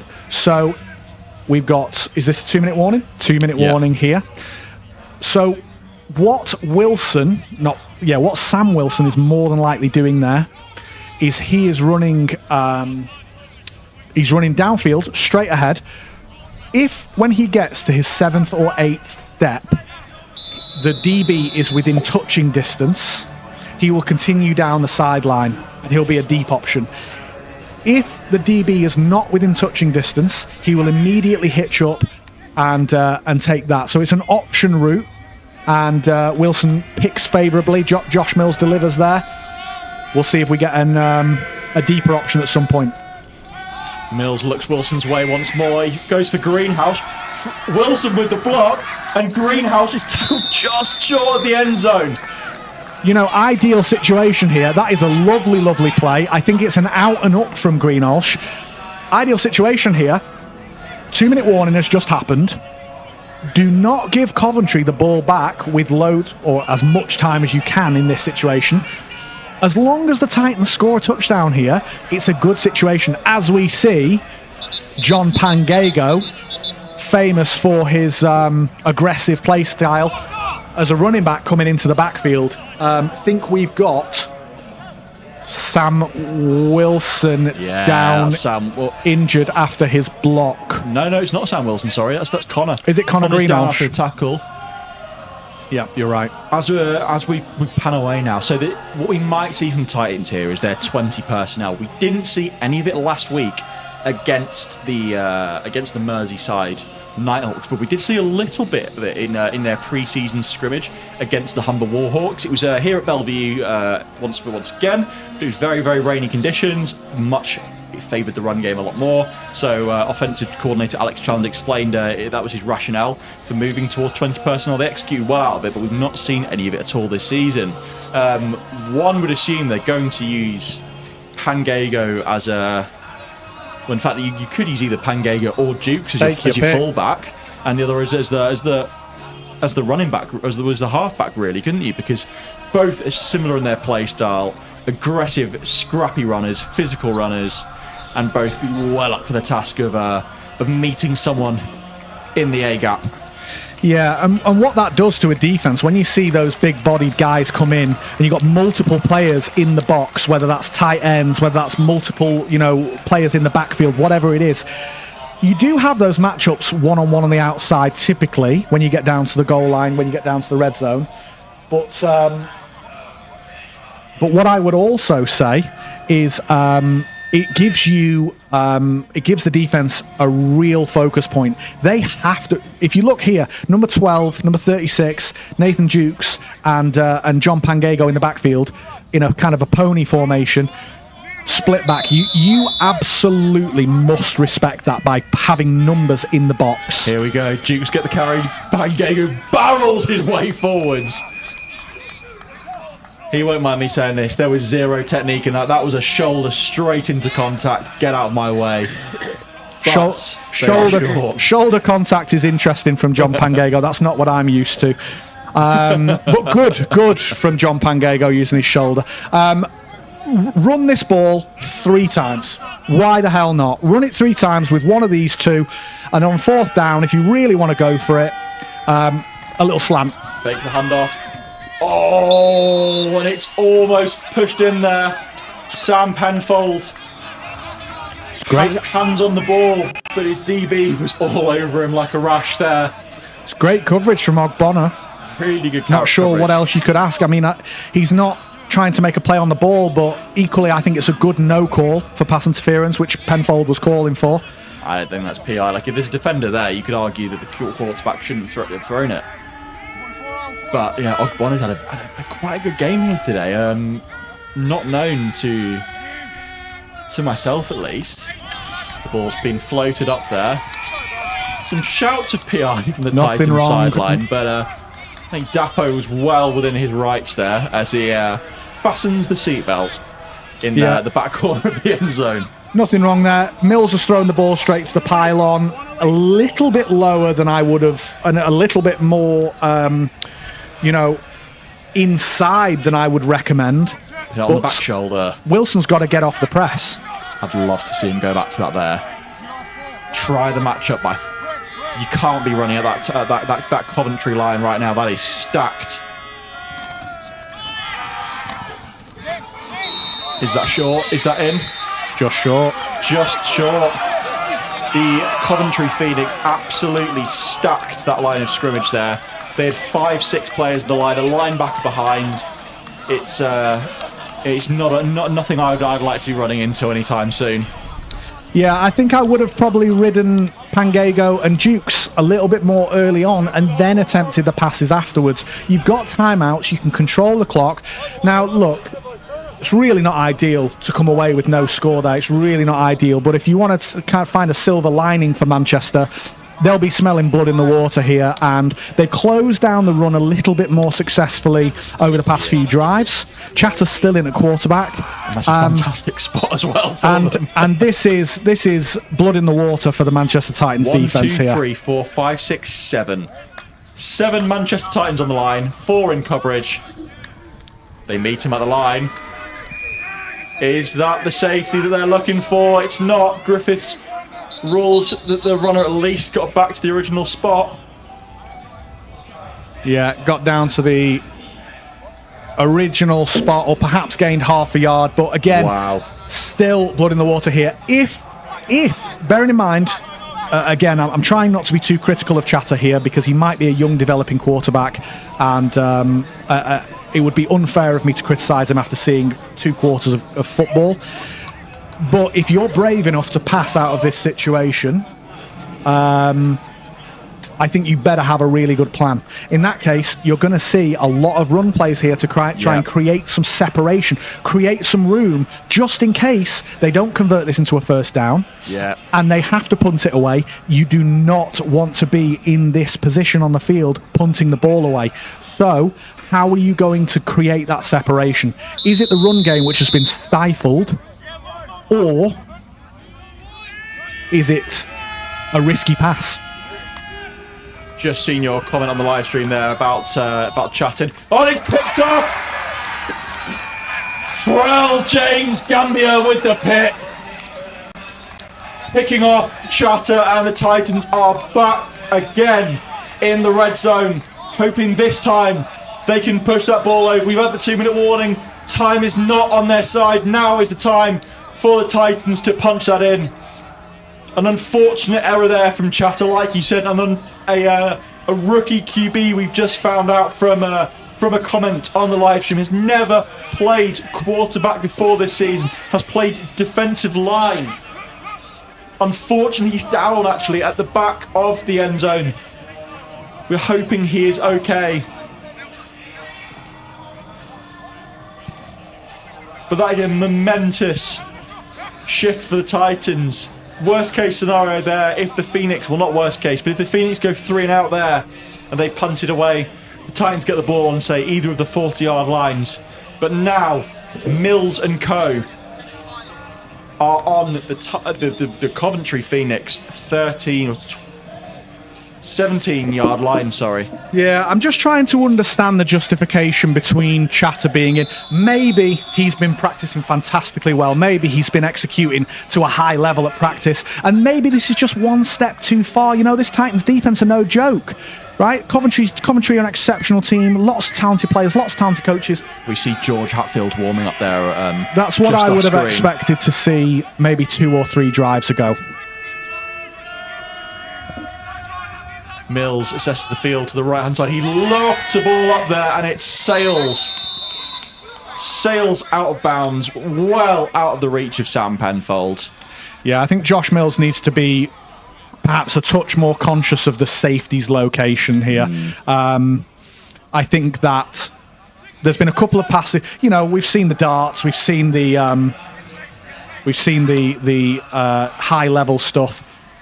I think I've seen a few too many balls where the safety is in play to make me feel comfortable, as Sam Penfold, who we're led to believe might have been struggling with a hamstring prior to today, has just taken a seat on the field, being assessed by the best medical crew that I could possibly recommend. That's Mary Priestner. But yeah, I just, you know, what we're expecting out of Josh Mills here is high-level quarterback play that's going to be able to compete with the defenses of the Coventry Phoenix. Hopefully, you know, looking to compete with the Bristol Aztecs and the London Blitzes of the world. And, excuse me. And I think that he needs to be, you know, quite conscious of the position of that safety, not just the player who's dropping into coverage, but the safety who's sitting over the top in you know quarters coverage or palms, cover 4 read, things like that. That being said, Mills has played, you know, well so far. Here we go now. The Manchester Titans. Fakes the handoff. Mills uses some footwork to escape. He runs into Shebioba. Fires it out towards Charlie Escott. But it falls down incomplete. Did well to stay on his feet after running into the mammoth of a man that is Joel Shebioba. Yeah, and you know, good play there by Josh to escape the pocket. It's tough to know when you're scrambling around like that. It's tough to know exactly where defenders are in a chase position. Josh has no idea that he's got way more time to assess the field than he did. He's seen a receiver. You know, he's put the ball in an okay position. Charlie Escott's got to come down with that as a Premiership receiver, but you know, Josh did have a bit more time to assess the field there. Mills looks left, fires it up there for Wilson. Bit too late on the ball there, we think. We've got Dapo and Dan Schofield close by. And the ball bounces away from Matt Wilson and out of bounds and onto the racetrack, in fact. Titans field goal units are taking the field for the second time today. Should they be successful, this will bring the score within 1 point. Yeah. Regardless of how this goes, the Titans will feel disappointed because that's 2 drives now where they should have come away with a touchdown. Defense has gifted them a turnover, and unfortunately, they've only come away with 3 points on those 2 drives. It does bring the game a little bit closer. You know, you got that 13-14, but this is a Manchester Titans offense that is hoping, perhaps even expecting to be in the mix come late August, early September. And it's game 2, so perhaps I'm being harsh. I'm not going to apologise for that, but certainly need to be coming away with more points than 3 on 2 drives. So it's half time now in this very tight affair now between the Coventry Phoenix and the Manchester Titans. Yes, not the result, not the half-time score that either team will be hoping for, but what a game of football thus far. A defensive matchup between 2 of the greatest teams in the north of England as of late history here. As Titans take the middle of the field for their coaches huddle. We will be back with you in 10 minutes time or so for the second half. Yeah, good first half. We will join you shortly.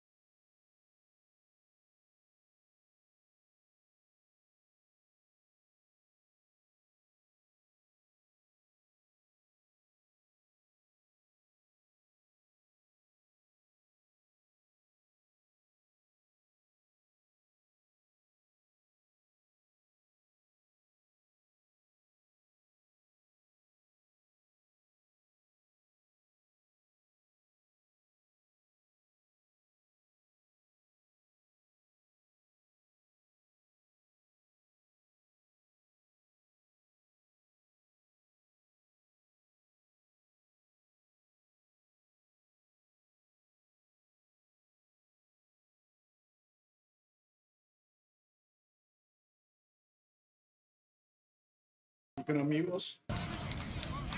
Welcome back to Belle Vue Speedway here in Manchester for the second half of what has been a thrilling contest so far between the Manchester Titans and the Coventry Phoenix. Score at half was 14-13 in favour of the Phoenix as Alex Lenkowski boots it away downfield before being fielded by James Schofield, who's taken down, I believe, is that Johnny O'Mal? It's Johnny O'Mal of the Manchester Metropolitan Eagles. Great bit of special teams play, great tackle. He's a good tackler, is Johnny O'Mal. Yeah, recently added to the GB Lions squad. Good to see him coming up here. So, George Hatfield takes the field. Let's see. Definitely can threaten downfield, has a strong arm. The question is going to be about Hatfield. Can he process what he's seeing and put together consistent drives, completions, and make the right choices? Titans stay in that too high look. Takes the ball, fakes the handoff, fires out to Schofield, who is flown into by Josh Balela. He wriggles through for an extra additional yards. A little bit of trivia about this matchup. What is now between Mills and Hatfield. Mills has been Hatfield's quarterback coach for the last 3 years at the University of Lancashire. So Mills was George's first contact football coach prior to coming to Lancashire. George was a rather decorated flag football quarterback. Won a national championship, I believe, in his as he hands the ball off again. So it's a fun matchup for those who know the pair. The third down pass rush package comes onto the field once again as Dixon departs and Pyer comes on. Yeah, we'll see. Third down, we'll see if Coventry are looking to threaten the Titans in the intermediate or deep passing game. Slot receivers uncovered. Here we go. Hatfield is an absolute rocket of an arm as Rome Darko comes screaming in and he puts it on an absolute rope. Does Hatfield. That's the pass is delivered to Max Ludgate, who Coventry reckon is Britball's answer to Julian Edelman. As a Patriots fan, I'm going to keep my mouth closed on that. But did say before the play, slot receiver was uncovered. Jerome Darko's over the top of him. Inside, though, quite evident that he was going to blitz. Safety didn't quite get over there. So, there is rolling coverage. We don't want to get too cute if we want to see defensive stops for the Titans. Great where credit's due. There was a great ball from Hatfield as he tries to deliver one on a hitch back to Josh Oluwatosin on the outside. Who Coventry have told us saw the light this offseason. I don't know what that means. Do you have any context to that, Sam? I do have context. Oluwatosin was with the Nottingham Caesars for a good few years, who are, I suppose, somewhat rivals with Coventry, both in terms of their feelings towards each other, but also, they're vying for the same players. I appreciate that Coventry and Nottingham are not one and the same, but that proximity, players are willing to travel to one or the other. Transferred over this year, and he will be a great receiver for them, a great addition. Hatfield hands it off, running back escapes, puts on a move, and finds his way up to around first down. He's a first down, Griffith signals. Had a good few carries. Yeah, Sean Hanlon. Sean Hanlon is not a name, as he limps off the field by the looks, is not a name that I am familiar with. So anyone with a bit more context than me, there's no information on our rosters about him really. I'm curious, just what's Sean Hanlon's football history? I would assume perhaps Warwick. Yeah, it could be Warwick. You've got Nottingham, you've got Trent, you've got a great load of universities as Hatfield delivers what could be described as a hospital pass outside to Oluwatosin, and FJ in Gambia flies down and does what he has to do to caused the play to result in a net loss of 1 yard. Second down. Yeah, game within the game. Hatfield will most certainly try Oluwatosin again. He's gone to him a couple of times already early on in his time. So, yeah, really, really interested to continue to watch that matchup as we hear that Cam from the Knights? Came from the Knights. Oh, came from the Knights, apologies. As Rushmore Knights, I presume. Yeah. Sean came from the Knights. Appreciate it. Chris? Yeah, it looks like he's got some good moves on him as well. He has, absolutely. I really want to see... Is it Johnny Weeks, the OC? No, DC Johnny DC. Weeks. I'd really like to see Mikey Davies call that shot play for Hatfield, because if there's one thing we know Hatfield can do is he's got an absolute rocket of an arm. Absolutely. Look, he might not be the most experienced of quarterbacks. This is his third year playing the contact sport, but in terms of raw arm talent, he's without a shadow of a doubt up there with the best in the country in terms of raw arm power. Northants Knights, there we go. Thank you very much. Oh, in and out of the hands. In and out of the hands of James Eaton. That could have been pick number 2 for the day of him there. But we saw just a flash of the power that Hatfield can put behind the pigskin. Yeah, most British quarterbacks don't have that level of strength and power in their arm. You've got 2 QBs on the field here who both of them have very strong arms. Both of them can quite easily flick the wrist and get that ball, 40, 50 yards downfield.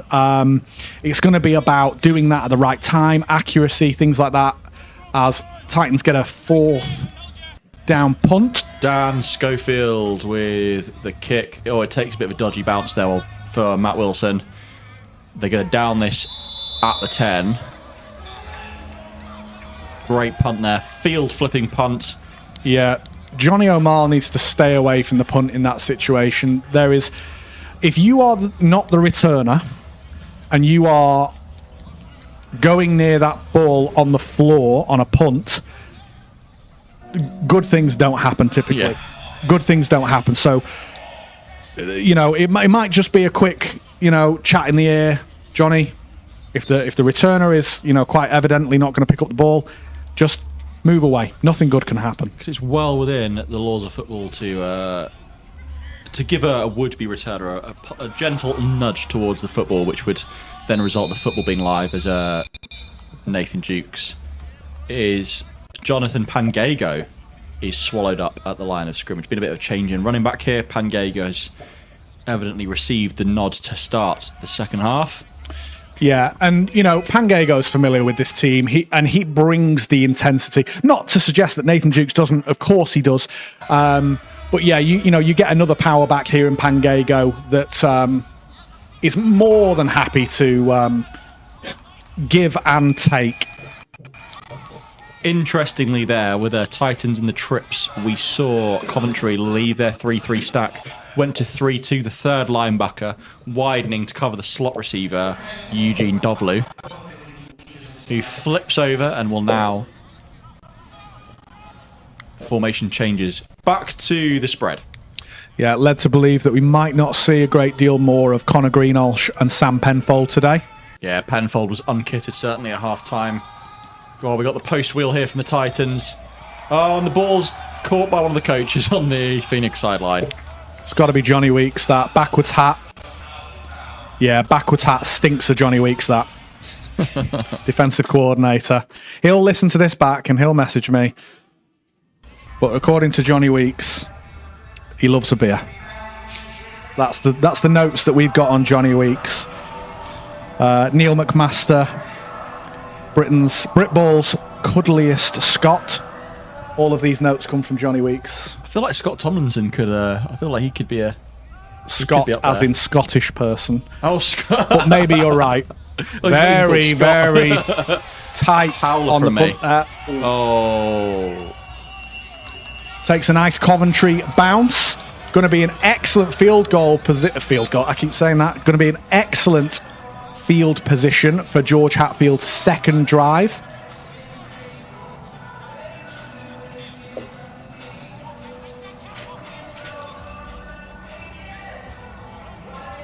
George Hatfield and the Coventry offence now 10 yards, 11 yards away from entering the Manchester Titans red zone for the first time in what feels like a little while.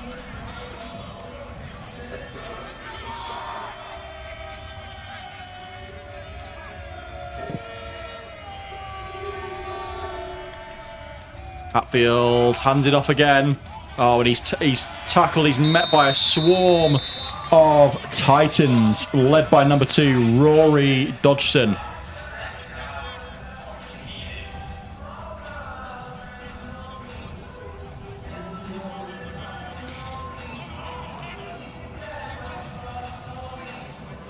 Big stop there again from the Titans. It seems like they're closing in on this run, on this Phoenix run game. We've seen a few useful carries, but they may have just honed in now. Titans look to send 4. 2 high safeties, 2 receivers up to the top of your screen. Hatfield scans the field. Slings it out wide. There's space to work with there. And that's a tidy 8-yard gain for the Coventry Phoenix. Lovely. On 2nd and 12, to run essentially a screen pass there, and to gain, what, 8, 9 yards on that? When you've got, when you've got Julian Edelman on your side, or Britball's Julian Edelman, why wouldn't you get me started? Fantastic block on the outside, Joshua Olotosin. Big fan of that. And Gambia needs to get off that block. He does keep his contain, but perhaps a little bit more aggressive in the run there would have brought him down earlier. Here we go, the Titans sideline in full voice now as we get the aforementioned Edelman in motion. Hatfield calls for the snap. Coventry run the counter, and it's a nice little carry, but it won't be enough there. You've got to imagine that the Phoenix are going to bring out the field goal unit here. You've got 4th and short, bordering on the red zone. Doesn't look like Hatfield's moving. And we know from earlier in the game that Hatfield isn't the holder, so it looks like the Phoenix are going to go for it on 4th and short. I think this makes sense. I think from Coventry's point of view, if you don't have the confidence in your kicker kicking what would be a 30-odd yard field goal, perhaps. Yeah. This makes sense. The end zone's here at Belle Vue looks to be about 10 yards. Big 4th down now. Titans bring the heat. Hatfield scrambles forwards, and he looks like he falls forward for a first down there. Hatfield renowned for his scrambling prowess. So he'll tell you. Believe it or not, that's 6'7". 6'7". Oh, 6'7". I'm very glad there are no cameras on producer Ben Reed at this moment in time. It's for the greater good. I have seen a good few impressive runs. You know, I think I was once described as deceptively slow. I would say that George is similar. Yeah, I thought you were going to say deceptively fast. No. God, no. No, he knows when to use his legs. Oh, and he bubbles the snap. Jumps on the foot, but he does secure it. Sam White knows the assignment. Oh, no.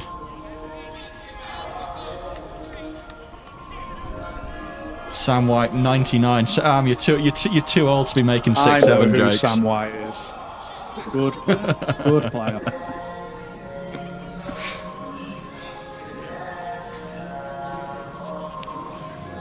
Second and very long now. Is it time to uncork the cannon? Fire a shot to Schofield's off the field, actually. I think you try and get some yardage back here, put yourself in a position to kick a field goal. Hatfield fires the screen. Oh, he's tackled immediately and wrapped up by Rome Darko and his Lancashire Rams teammate. I've got to say, Max Ludgate, that was very Julian Edelman-esque, to be fair. Catch the ball, take the hit immediately, break a tackle, fall forwards. It's hard to disagree. Chris, I'm not better than that. Nathan Cotterill jogs off to make way for Joe Partington here. The renowned pass rush we mentioned earlier in the stream. Big third down now for the Phoenix. They'd have to think they would go for it again. If they went for the fourth last time, perhaps it might be on again. Hatfield scrambles right. He fires in a desperation pass there to number 88, Reece Parfitt, one of the Phoenix captains. And it's fourth now. No, they're bringing on the kicker. So it appears that decision to go on fourth and short was based on the faith in the offence's ability to convert on 1 yard rather than a lack of faith in their lime green shoed kicker. But here he is. Issei Hagiwara. To put the Phoenix clear by more than a field goal, given their 1 point lead already. Yeah, big attempt here. You got to have your ears pinned back to getting after the hold. Snap is good. Snap it up. He's blocked. Someone's got a finger. Wagging his finger toward the sideline is number 94. That's Cade making it. It was a 39-yard field goal attempt. So nothing short. No, we're still playing that game in between the 30s, really. Which team's gonna break the stalemate, I suppose. To answer the question in the comments, where's the Titans running back from last year? I assume that question is directed about Hafiz Bissariu, who is he played in the previous game against Merseyside Nighthawks. Unsure where he is today. There's no injury status that I'm aware of, so my assumption is that he's just unavailable today. Trips right to the bottom of your screen. Mills looks left for Wilson. Great catch and equally fantastic tackle there. That's Isiaka Balogun was Dapo. Yeah, and you keep throwing these hitches. Why not? It's a short throw to the boundary. If anything, Mills is holding onto the ball ever so slightly too long, in my opinion. We can get that ball out nice and quick. Dapo comes now you've down got now. exactly Take away the hitch. Great time for a hitch and go. Oh, he bails instantly. Mills hands off to Pangego, who finds a little gap. Barrels his way for a 2-yard gain on second down. We've got third and manageable here.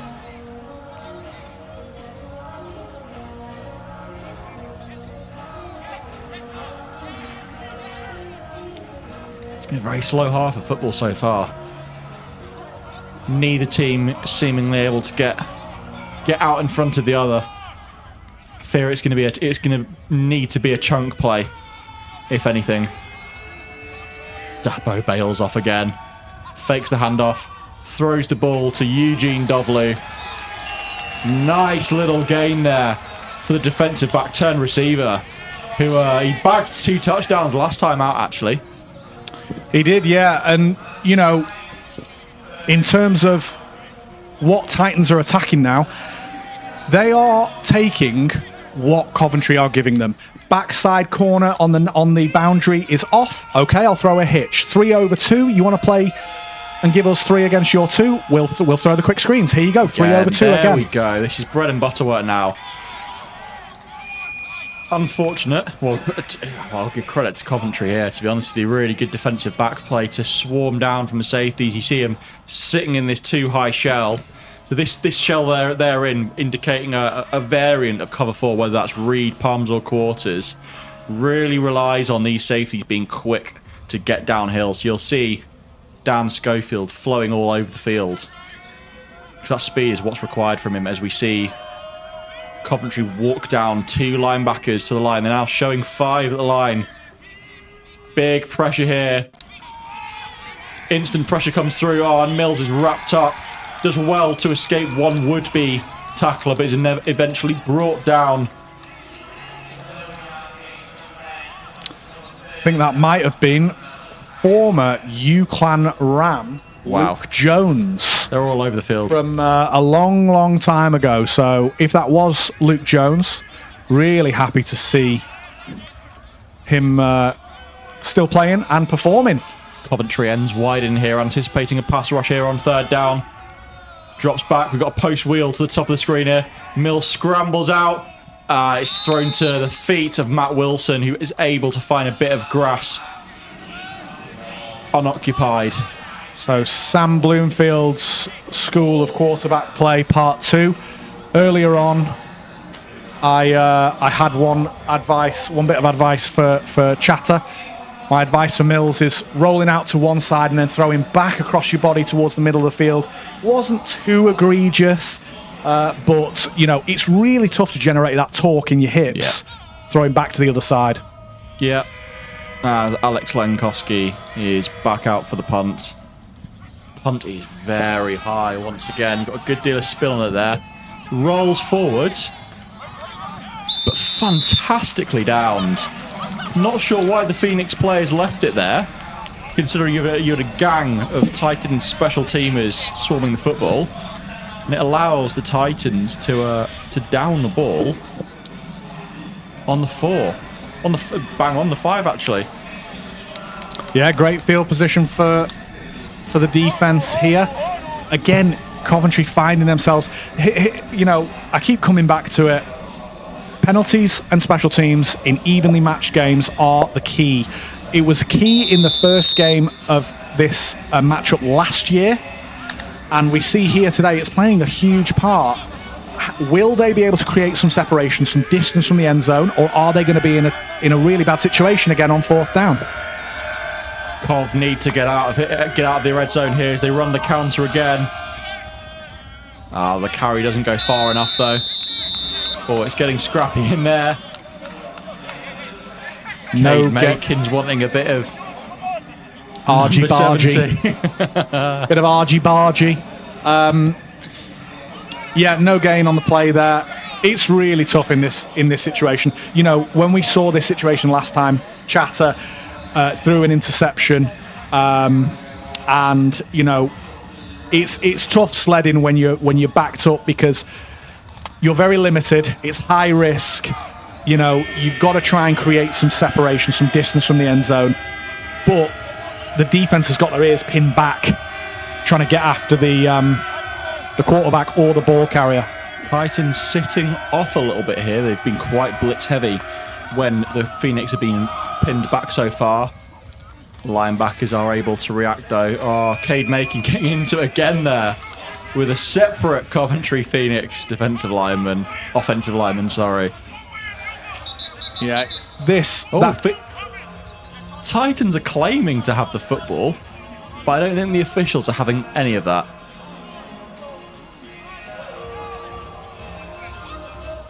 End of the 3rd quarter as Griffiths signals there. So we'll flip over to the other side of the field. Yeah, that gain there by Hanlon gives you the sort of separation that you're looking for from the end zone. Gives you a little bit of breathing room. So if they do have to punt here, it doesn't feel so high risk. It doesn't feel so urgent. They can breathe a little bit, and it might be that they're able to, with a 3rd and sort of 5, convert this and get a sustained drive going. They are in the lead, albeit by 1 point, but until Manchester manages to get some points on the board, Coventry might elect to, burn a little clock. Has Mills got the ball, distributed well going in the second half? Connor Greenhalgh not around. Sam Penfold not around. Things are slowing down for Manchester offensively as George Hatfield perhaps is warming up. I think you convert this 1st down as Coventry, there's no reason why you can't try and have a real slow, long drive that ends in a field goal. I'd agree. I just think that the likelihood of scoring here from pinned back in your own red zone, it's slim to none. For me here, set up the punt, get the ball out. If you don't think Manchester are going to move it, then that might be just the best solution here. Either way, Hatfield lines up in the gun. Hands it off. Awkward handoff there. Wrapped up by Rondarko. Well, they've not gone aggressive, and as long as Manchester can get a return here, they're going to be in good field position once again. So again, until Coventry get themselves out of this field goal. I can't stop. Field position. They're going to eternally be backed up. So it's going to take a score, or it's going to take big gains to get themselves out of this. Will Manchester get a return with Matt Wilson or Ngambia? We'll see. I mean, on watching the stream, what we're going to want here, we're going to want a Matt Wilson return. Oh, and it's gone over Matt Wilson's head. He's advanced slightly too far forwards there.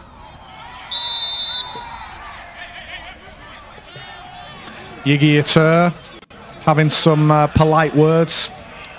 Phil with the Coventry Phoenix sideline as a couple of Manchester players go and politely introduce themselves. James Eaton introducing himself to Dan Schofield there, and Robin Pryor to one of the punt blockers, or sorry, the front line of the punt.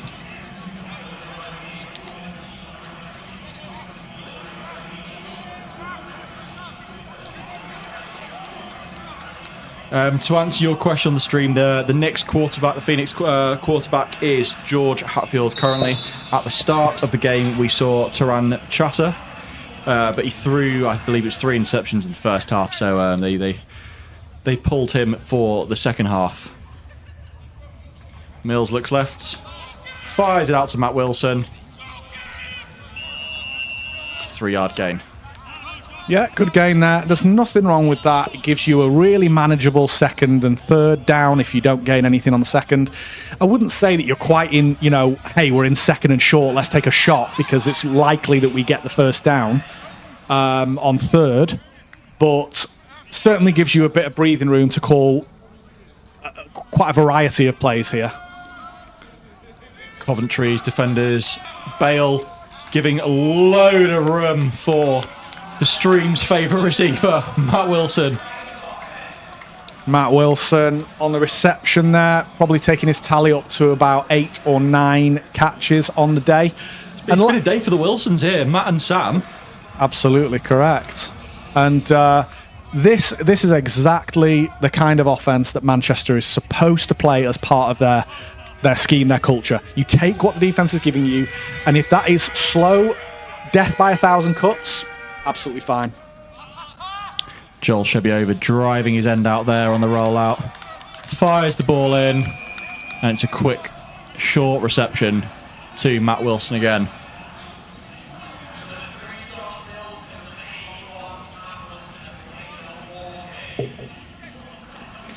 Titans here find themselves some issues with the chains. There you go. It's a 2nd and 6 to gain. Coventry defensive backs sitting off again once more. Matt Wilson in motion towards the bottom of your screen. Handed off. There you go. It is. There it is. Jonathan Pangego right up the gut. Yeah, really nice decision there. The motion is what causes, I think it's Amrit Chatter, number 51, to move ever so slightly out the box, which allows the offensive line to focus their attention on other players, because you've got that vacating player outside the box. You have the advantage numerically, and then you've got a big bruiser like Pangego, who I'm not going to say he's got gas, but once he gets, let's say, trundling, he can really be dangerous. Could we call Jonathan Pangego deceptively fast? No, God, no. I would never dream of such a thing. Pangego is not as slow as people might perhaps think that he is. Deceptively fast? Perhaps. But, I think what John does is John knows his abilities and he plays very well within those. He leans very well into his skill set. Coventry defensive backs pressed down. Pangego is met in the hole. That's a first down by the looks of things from where we're sat. First down for the Manchester Titans, and for the first time today, we're seeing the Manchester Titans drive the ball down the field with intent and purpose. It's the screen game. It's the dives. It's the quick routes. It's the slants. Yeah, keep it simple, stupid. You know, first half, lots of passes going downfield, lots of trying to find the gaps in the zones. Doesn't need to be that complex. Mills fires out to Matt Wilson. And there we go. Same again, take what the defence gives you. 7-yard gain, second and manageable. The Titans are really, really threatening here. With a leg like Lenkowski's, you've already got to think that's 3 points in the bag. It's lovely, yeah. High volume receiver today, Matt Wilson. Last game against Merseyside, I think his stat line was something like it was 10 catches for 83 or 89 yards and a touchdown. You know, he's probably approaching that kind of stat line again today. You know, mostly underneath stuff, but he did have that kind of head topper on Junior Shadipo as well. Speaking of head tops, he tries Sam Wilson. Shadipo's all over him, makes no attempt to find the football, and runs it through Sam Wilson. The ruling there will be because Dapo did not try and get his head around. Yeah, that is pass interference. It used to be a rule in the NFL called shielding, where you couldn't essentially just shield someone out like you saw Balogun do there. However, you know, he has not made an effort to come back for the ball. He has, off a bang-bang play without watching it back, you know, he has impeded the receiver's attempt to get a football. Now, if Balogun turns around and makes a real effort last minute to go up for that ball, it's probably not called. So I can understand his kind of concerns, but equally, I think 9 out of 10 times, maybe even 10 out of 10 times, an official is going to call that. By the way, that's called. That fits in with how pass interference is called. It's yeah.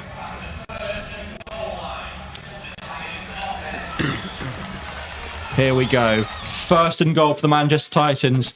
They stay in 10 personnel here. Last time we saw them in this territory, they brought Pangego in to join Nathan Dukes in the backfield. But here we go. Titans in the spread. Neil McMaster not being very cuddly there as he enters the field of play.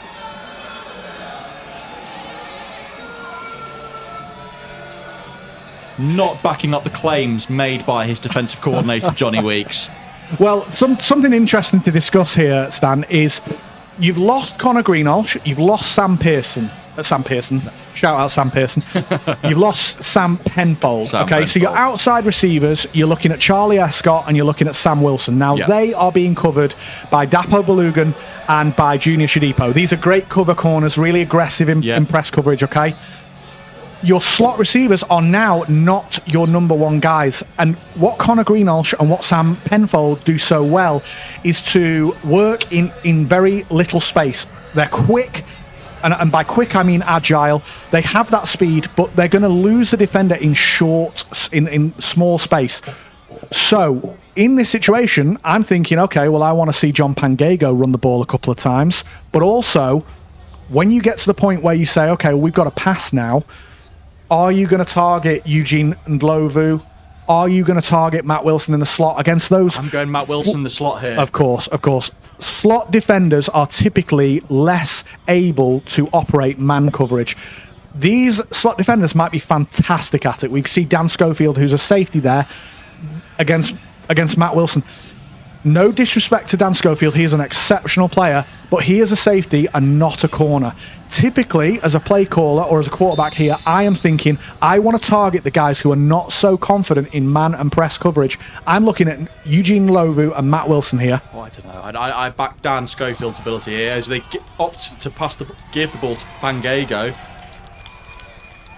He's wrapped up. The thing with Dan Schofield is having very, very, very briefly coached him at under-19s with the then Chorley Buccaneers. He's one of the most, he was at the time anyway, one of the most fundamentally sound football players within that class. And when he walked straight onto that Nottingham Gold team as a rookie, started straight away, captained them that year.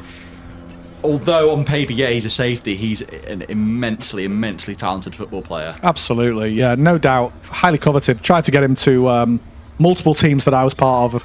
Oh, Mills keeps on the speed option, and he's in! Anything Hatfield can do, he can do it better.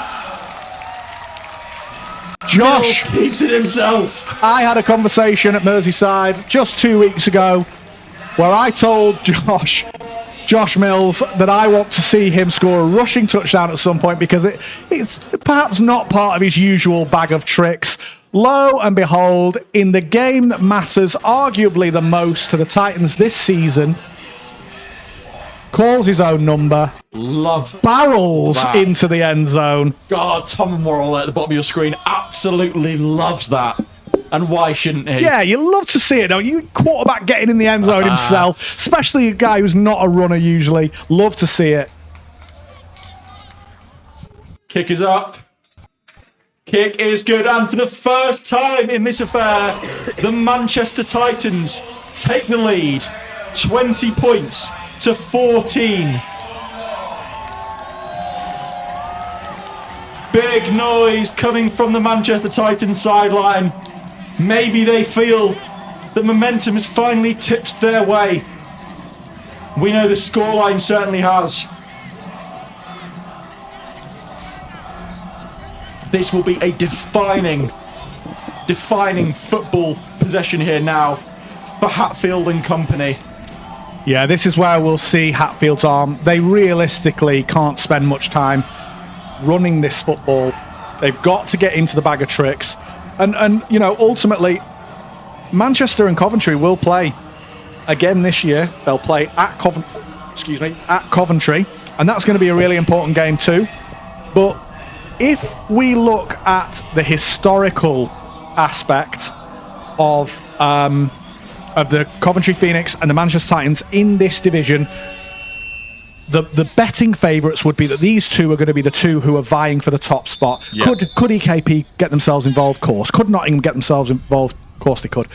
However, the betting favourites would be these two. So, securing this win here is going to be important. They've got to get into their bag of tricks. Touchback for Lenkowski, which we'll see the Phoenix take hold of possession at the 25. You've got to feel now this game is going to start to get a little bit scrappy in the trenches. We've seen Pyre and we've seen Macon give themselves more of a formal introduction as of the last few drives. The pressure is on now. It's crunch time. It's the fourth quarter in this Premiership North matchup between the Coventry Phoenix and the Manchester Titans. It is on the line here. The perfect record is on the line here. Both teams without loss so far. George Hatfield taking the reins of the offence in the second half. Probably about 5 to 7 minutes left in this quarter. Perhaps 7 is generous. Notably, Stan, Manchester Titans haven't lost in this stadium in the regular season, I believe, since 2019. Ball is up. It's out of bounds. Uncatchable football there. In coverage, we have 7. So here's something that to be mindful of is a lot of offensive play callers or quarterbacks perhaps in this kind of situation, you know, game on the line, fourth quarter, really need to get going. Panic mode sets in. They're going to attempt deep pass after deep pass, intermediate, 15, 20, 30-yard passes, when in actual fact, what we need to see from the quarterback is taking what the defense gives you. If this defense is going to play off, then get that ball to a receiver underneath, gain a few yards, and make a manageable down and distance. Titans send 5. It's an end-around trick play. Cuts inside. Oh, and he's levelled by Abdul Madugu. Josh Balela gets a hand in to stagger him. That is an unpleasant situation to be in. With one of Britball's most unpleasant linebackers. Taking a shot straight in the back like that is not ideal, but Max Ludgate, credit to him, gains a few yards there, only a couple. Titans defense read it exceptionally well. Yeah. Takes a shot straight in the back, mid-air, gets up, jogs off. I think Josh Balela there, number 0 at the bottom of his screen, did really, really well to keep the contain. The temptation is take the tackler head on and take the runner head on, and then they jump outside. He force him back inside, and before the alley player can even get there, It's Abdul Madugu with the tackle. 3 receivers at the top of your screen with an attached tight end. Hatfield on 3rd down. Hands the ball off. Finds a little bit of space. Cuts forward. But it's 4th down. Coventry have got to go for it here. The game is on the line. 6 minutes left on the clock. Is there? It's 5-6 minutes left, you'd think. They are going to punt it. My thought process is, with the drive that Manchester have just had, with the potential fatigue that Coventry's defence has, has Manchester figured out Coventry's defence, or are they fatigued, or will this be kind of a drive where Manchester can just run it out? The risk here is you punt this ball away and you don't get it back. Now, something to be conscious of: Schofield, backup punter with the white helmet, is a very talented athlete. So he's been rolling out on his punts and reading in front of him. Is there going to be an opportunity for a little keep? Watch the left side of your screen. Oh, he keeps it. Looks to pass. Spins. Evades. Romberto brings it down. The ball is fumbled. It's recovered. Manchester Titans have the football. Either way, it's a turnover ball. Oh, we've got a bit of nasties here on the field. James Schofield sprints maybe 10, 15 yards across the field to the defence of his brother. I didn't see what James Eaton did, what caused Schofield to be so heated. But typically, when you read Baffa's news flash, you hear the occasional thing. He's run from the sideline. Wow. Well, I won't speculate, but there's an awful lot of that's laundry an interesting on the field. choice to make. An awful lot of laundry.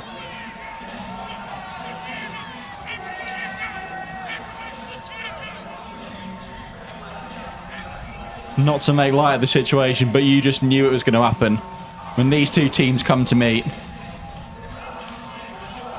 it never is pretty.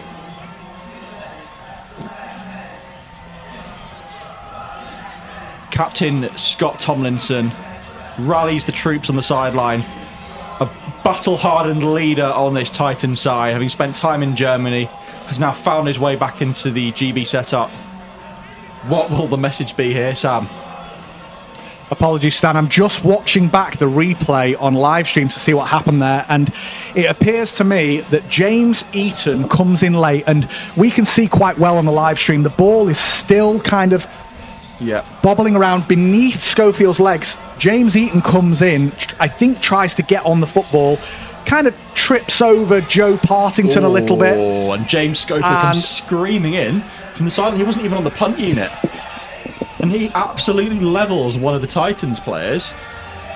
That's James Eaton who goes down. And you're absolutely correct. That's an ejection. And Junior Shadipo, credit to him, comes sprinting after Schofield to try and, I think, hold him back. But unfortunately, Schofield's come in sprinting from the sideline. And yeah, you're right. That is a surefire... Well... surefire ejection is what I would expect. Yes. I'm not encouraging, but that's what I would expect. That'll be, he's come storming in from the sideline in defence of his brother. Which I understand to a certain extent, but in my opinion, it's kind of indefensible. Like, this is football and those things happen. And even if there is something a bit unnecessary or unwarranted, I think that you have to have some composure and resolve. Realistically, if Schofield is ejected now, there's going to be a fine with that. He's going to miss their next game. I've been in the heat of the moment many times, and it is a bit difficult to hold yourself back and to control yourself, but ideal situation, you kind of, take your chops and move on. I think we're likely going to see offsetting penalties here. I think James Eaton is going to receive a flag for that late, well, whether it's late or not, whether the ball was still live, but the unnecessary, I think we can all agree, hit on Daniel Schofield on the floor. But then James Schofield is also going to receive an unsportsmanlike. And we've also got, I hear in the booth, number 22 has also thrown a punch. That's Ezekiel Antonio of the Coventry Phoenix has also thrown a punch. So we could be looking at multiple ejections. So George Foster, head coach of the Manchester Titans, is having a very animated conversation with the referees.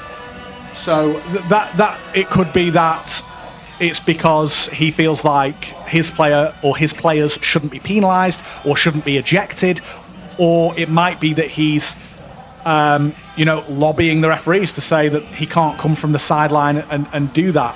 George Foster, very animated. With the hit that Eaton made, if the ball is still loose, what rights does he have? Bear in mind, on a phone, I have gone back and watched that play.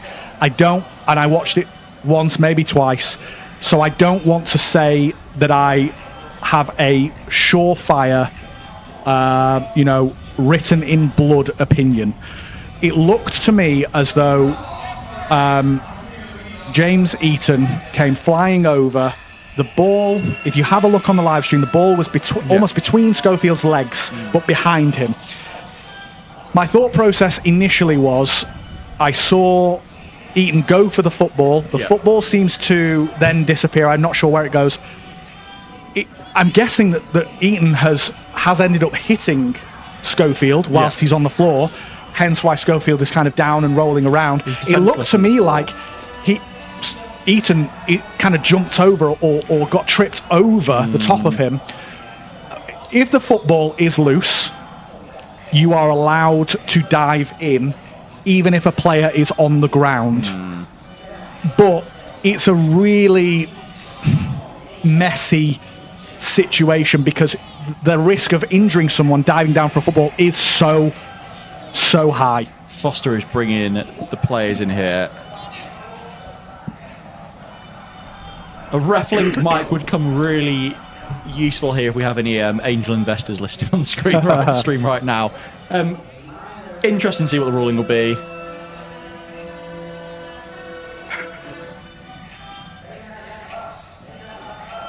It all depends whether the football was loose. Yeah, so you can see these comments in the live stream like I can. I do not want to put my name to a particular opinion because I haven't. We're hearing that there's no ejections. Offsetting unsportsmanlike conduct. I don't want to put my opinion down as blood because I've not seen it in replay in detail. What I would say is, if that ball is loose, it is legal to dive on the football even if the player is on the floor next to or near the football.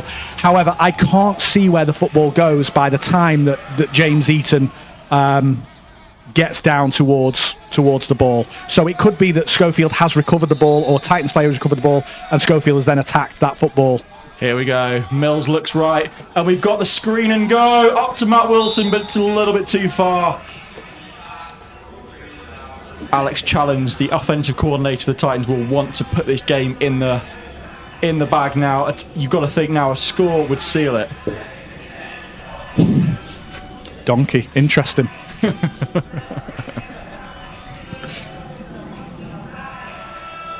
A donkey's deceptively fast. No, deceptively slow. I would say, yeah. Does that fit in with your Fits my narrative? There yeah. you go. Steaming head first. Okay. Titans run the counter. Van Gago takes it up for 3 yards. Correct. Doesn't matter what I say. No, it didn't. Okay, we're going to move on. We're going to move on from the whole fumble affair. The outrage. It'll be all over... Hashtag Fumblegate. Fumblegate, yeah. Fumblegate. There was no fumble.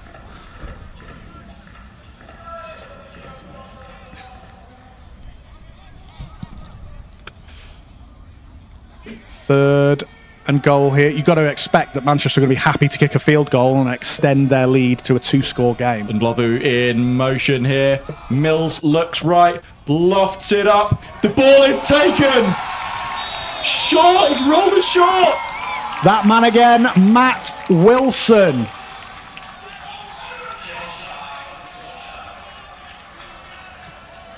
Hauled in by the man, the myth, the Manchester Titans stream legend. Matt Wilson. Possession receiver. Very, very nice. Strong hands. Saw Schofield break up the one earlier on in the game.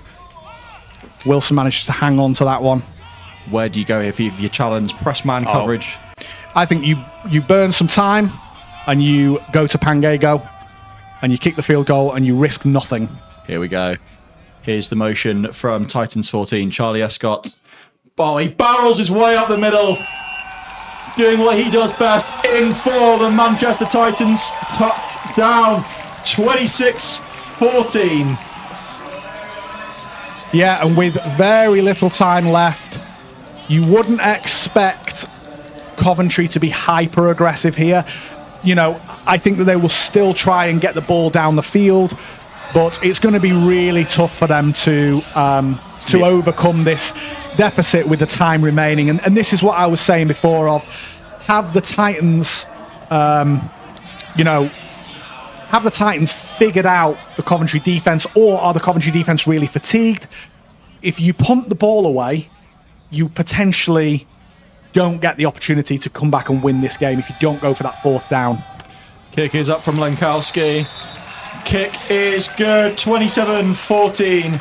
It's a 2-score ball game now.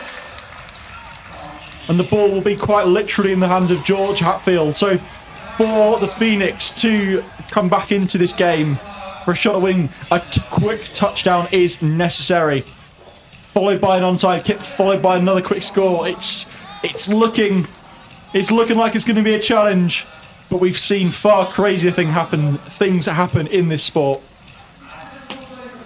Yeah, let's see what Mikey Davis has got in his bag. Lenkowski's going to try and pin them as deep as possible. You've got Oluwatosin and Ludgate back to return. Julian Edelman. Good punt returner. Historic punt returner. That's Julian Edelman, not Max Ludgate. Hey, you never know. Could be. Not had a good look at Max Ludgate's punt returns yet. Well, we won't get to here either. He's on kick return.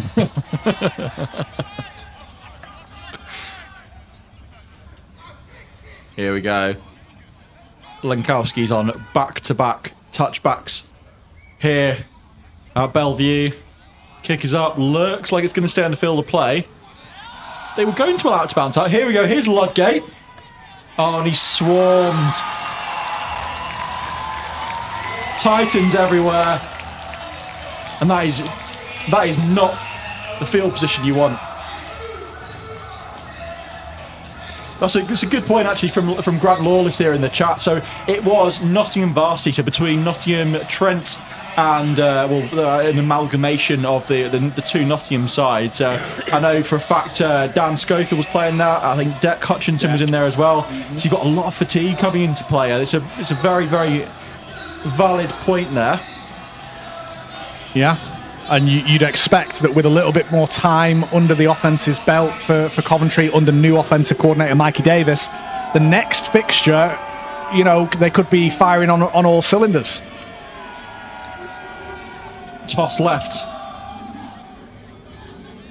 Beats a defender to the outside. Macon does well to pursue from his defensive end position. Big gang tackle. 5 yards from the original spot. Yeah, based on that first down play call, very conservative. Very conservative play. You think that they're aware of what the likely outcome is, and just trying to run this clock down. It is tough to decide what to do here because the optics visually. Do you go for it and be aggressive and risk pick sixes or turnovers? Or do you stay conservative and keep the scoreline as low as possible, keep people as healthy as possible as well? Titans send the blitz, and that's a heinous drop from Bate to nil.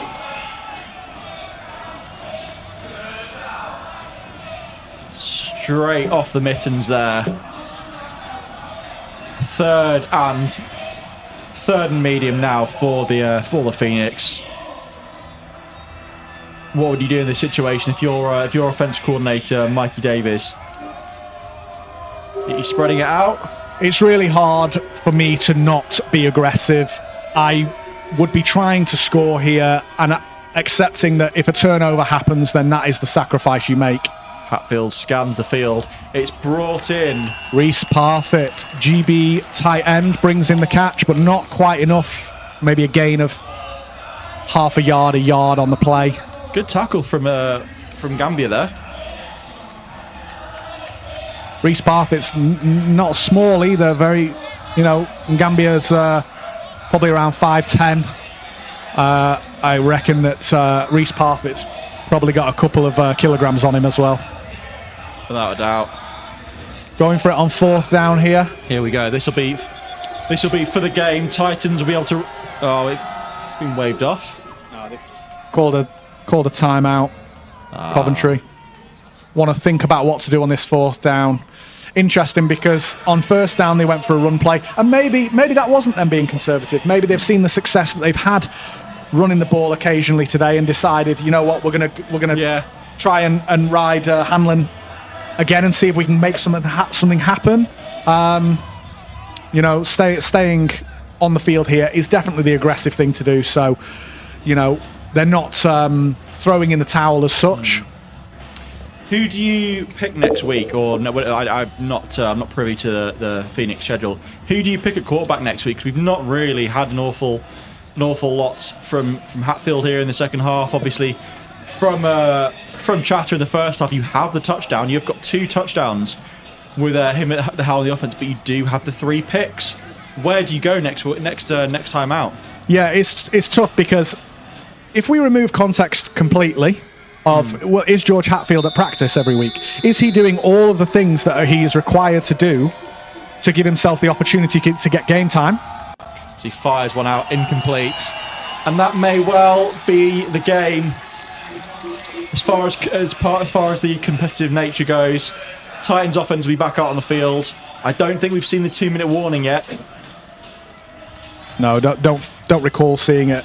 But yeah, if we remove context and assume that Hatfield and any of the other quarterbacks are all on a level pegging in terms of their attendance, in terms of their film watching, in terms of their subs, any of that stuff, then you go with George Hatfield. It's a no-brainer for me. And it's not because I don't think that Chatter is capable or able. I think that this is high-level play and the margins are fine. And quarterback play is really difficult. And so darts up the middle there. He's found a bit of a second life in this 4th quarter. 3rd quarter, he got stuffed at the line several times, but he's managed to wriggle his way forward for a few useful gains now, including that touchdown play. I think that you give your young quarterback, who clearly has potential, clearly has, some ability there, the opportunity to develop. Now, I have no context with regards to why George Hatfield didn't start this game today. It could be that, he's not been at practice and coaches are 2-minute warning. 2-minute warning. Here we go. It could be that Hatfield hasn't been at practice and that coaches are, it's a culture decision. It's attendance decision. It could be that Hatfield hasn't been performing in practice and Chatter has. Yeah. And Chatter obviously did enough to help the Phoenix win the game last week against the Nottingham Caesars. Played a good first half. I watched the first half of that game. He played a really good first half of football there. Yeah, so I think context is important. And if I can't apply it, like I can't right now, I would say you go with Hatfield. Here we go. Titans in 20 personnel with Pangego as the lead back there. We've got a new running back who's checked in to the game. That's Kinsey. Matt Kinsey. Long-time Titan running back, Matt Kinsey. And a new running back comes in as well. Scored a touchdown late on last week. Hermino Manga joins Pangego in the backfield. Scored a touchdown late on against the Merseyside Nighthawks 2 weeks ago. Still in that 20 personnel. Strong runner. Got Sam Wilson 101 with Dapo at the top of your screen. Coventry looking to bring the house, and they do. And he finds a lane somehow. It's a 2-yard gain in the face of a loss at the line. That's a handy carry for what one must assume to be the 4th string running back on this Titans side. Pangego doesn't check out of the game. It's Manga who checks out of the game. And it's Matt Kinsey who comes back into the game again. Yeah, and interestingly here, Coventry Phoenix took a timeout there. So clearly they are not going to throw in the towel. They feel as though there is enough time left on the clock to make an impact. And good. That is exactly what I would want to see. If I am a player on your team and we are in this situation, do I understand that this is perhaps an insurmountable, scoreline to come back from? Sure. Do I also want to give up? No. If it's 50-0, okay, put the backups in, don't call timeouts, sure. But in this situation, you don't give up. All it takes is a play like this that goes badly. Mills does a smart thing and dives on the ball there. All it takes is a play to go wrong, a scoop and score, followed by a successful onside kick or a kick return touchdown. All of a sudden, you're back in the game. Absolutely. It's never too late in the game of football. Yeah, and is this game different if Hatfield is in from the start? Potentially. It could well be. I mean, the 3 touchdowns, those are 3 drives you've lost and given possession of the ball to the Titans in good field position. They got some really good field position. That field goal came, that Lankowski field goal came off the pick from Gambia down the red zone. Scott Tomlinson, he's slightly off camera, but he's laid out on the sideline in the starfish pose, helmet on his stomach, after a strong shift at centre. Probably thinking about that last snap. Yeah. Not getting away with it that easy, Scott. Injured were you, Scott? See what Mikey Davis calls. Hatfield fakes it, throws it out to the tight end, who breaks tackle, breaks 2, and he's up the sideline, out of bounds. Very nice from Reece Parfitt. I think you should perhaps be conscious of... Did he go out of bounds? Okay. He spiked the football, which for some reason is controversial in British American football, but... Don't care about spiking the ball, but spiking the ball when you're down by 2 scores, I'd steer clear of it personally. Well, I'm sure... Yeah, I'll give him the benefit of the doubt. I'm sure he feels good about his catch and run. It was bloody lovely. So, let's see if they... 3 receivers to the right-hand side. Hatfield looks left, looks right, finds an open receiver in the flats, sails over it, and you have the theatrical grounding calls from the Titans sideline. It's a staple. Of and a favourite of offensive coordinator Alex Challens.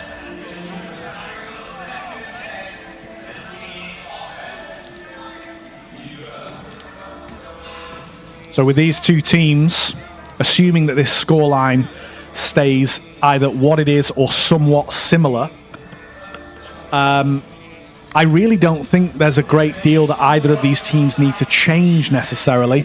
I think it's more about just executing their assignments to a higher level. Which team is going to develop more or fastest is going to be the team that potentially, makes the biggest impact in that second game. Hatfield finds the receiver on the hitch. It's Josh Olotosin. This is quite conservative football, isn't it? Running hitches, running... Yeah, I think to a certain extent, this is what you would be hoping Coventry would do throughout the entire game. taking what the Titans are giving them. Titans are playing off coverage, so the underneath is there. False start. Oh, it's not been called. There it is. Ben Griffiths throwing in the laundry. It's a false start from the Coventry right tackle. I believe that's John Winter. Returning to the Knicks after a brief Roman hiatus, we are informed.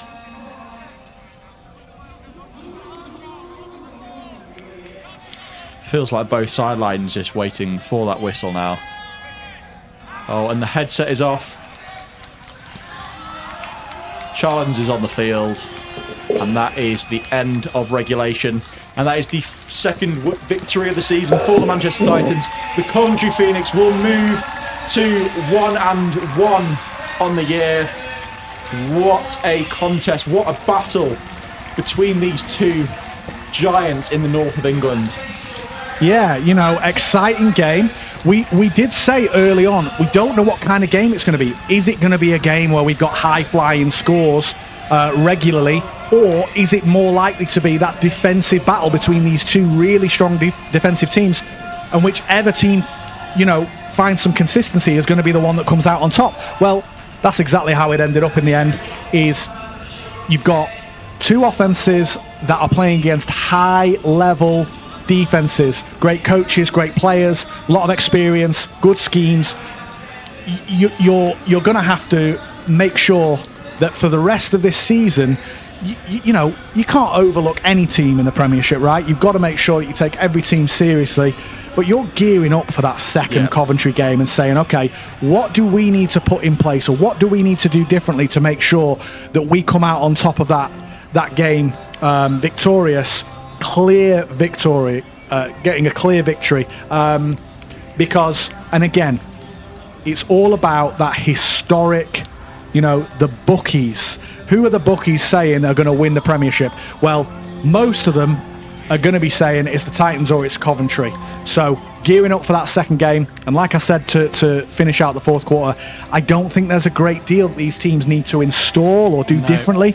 It's executing what they have in place to a higher level, familiarity with each other. You know, get Hatfield behind centre. Based off what I've seen today, let him operate this offense.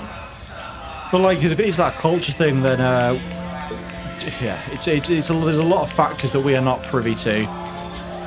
But yeah, this will be a fixture that both teams will have the return circled on their calendar. What a game of football! What a result! Titans extend their win streak to 2 over the Phoenix. But the Phoenix did not make it easy at all by any stretch. No. It's going to be interesting to see what game 2 is like. You know, both teams have everything they need here to, you know, execute to a high level.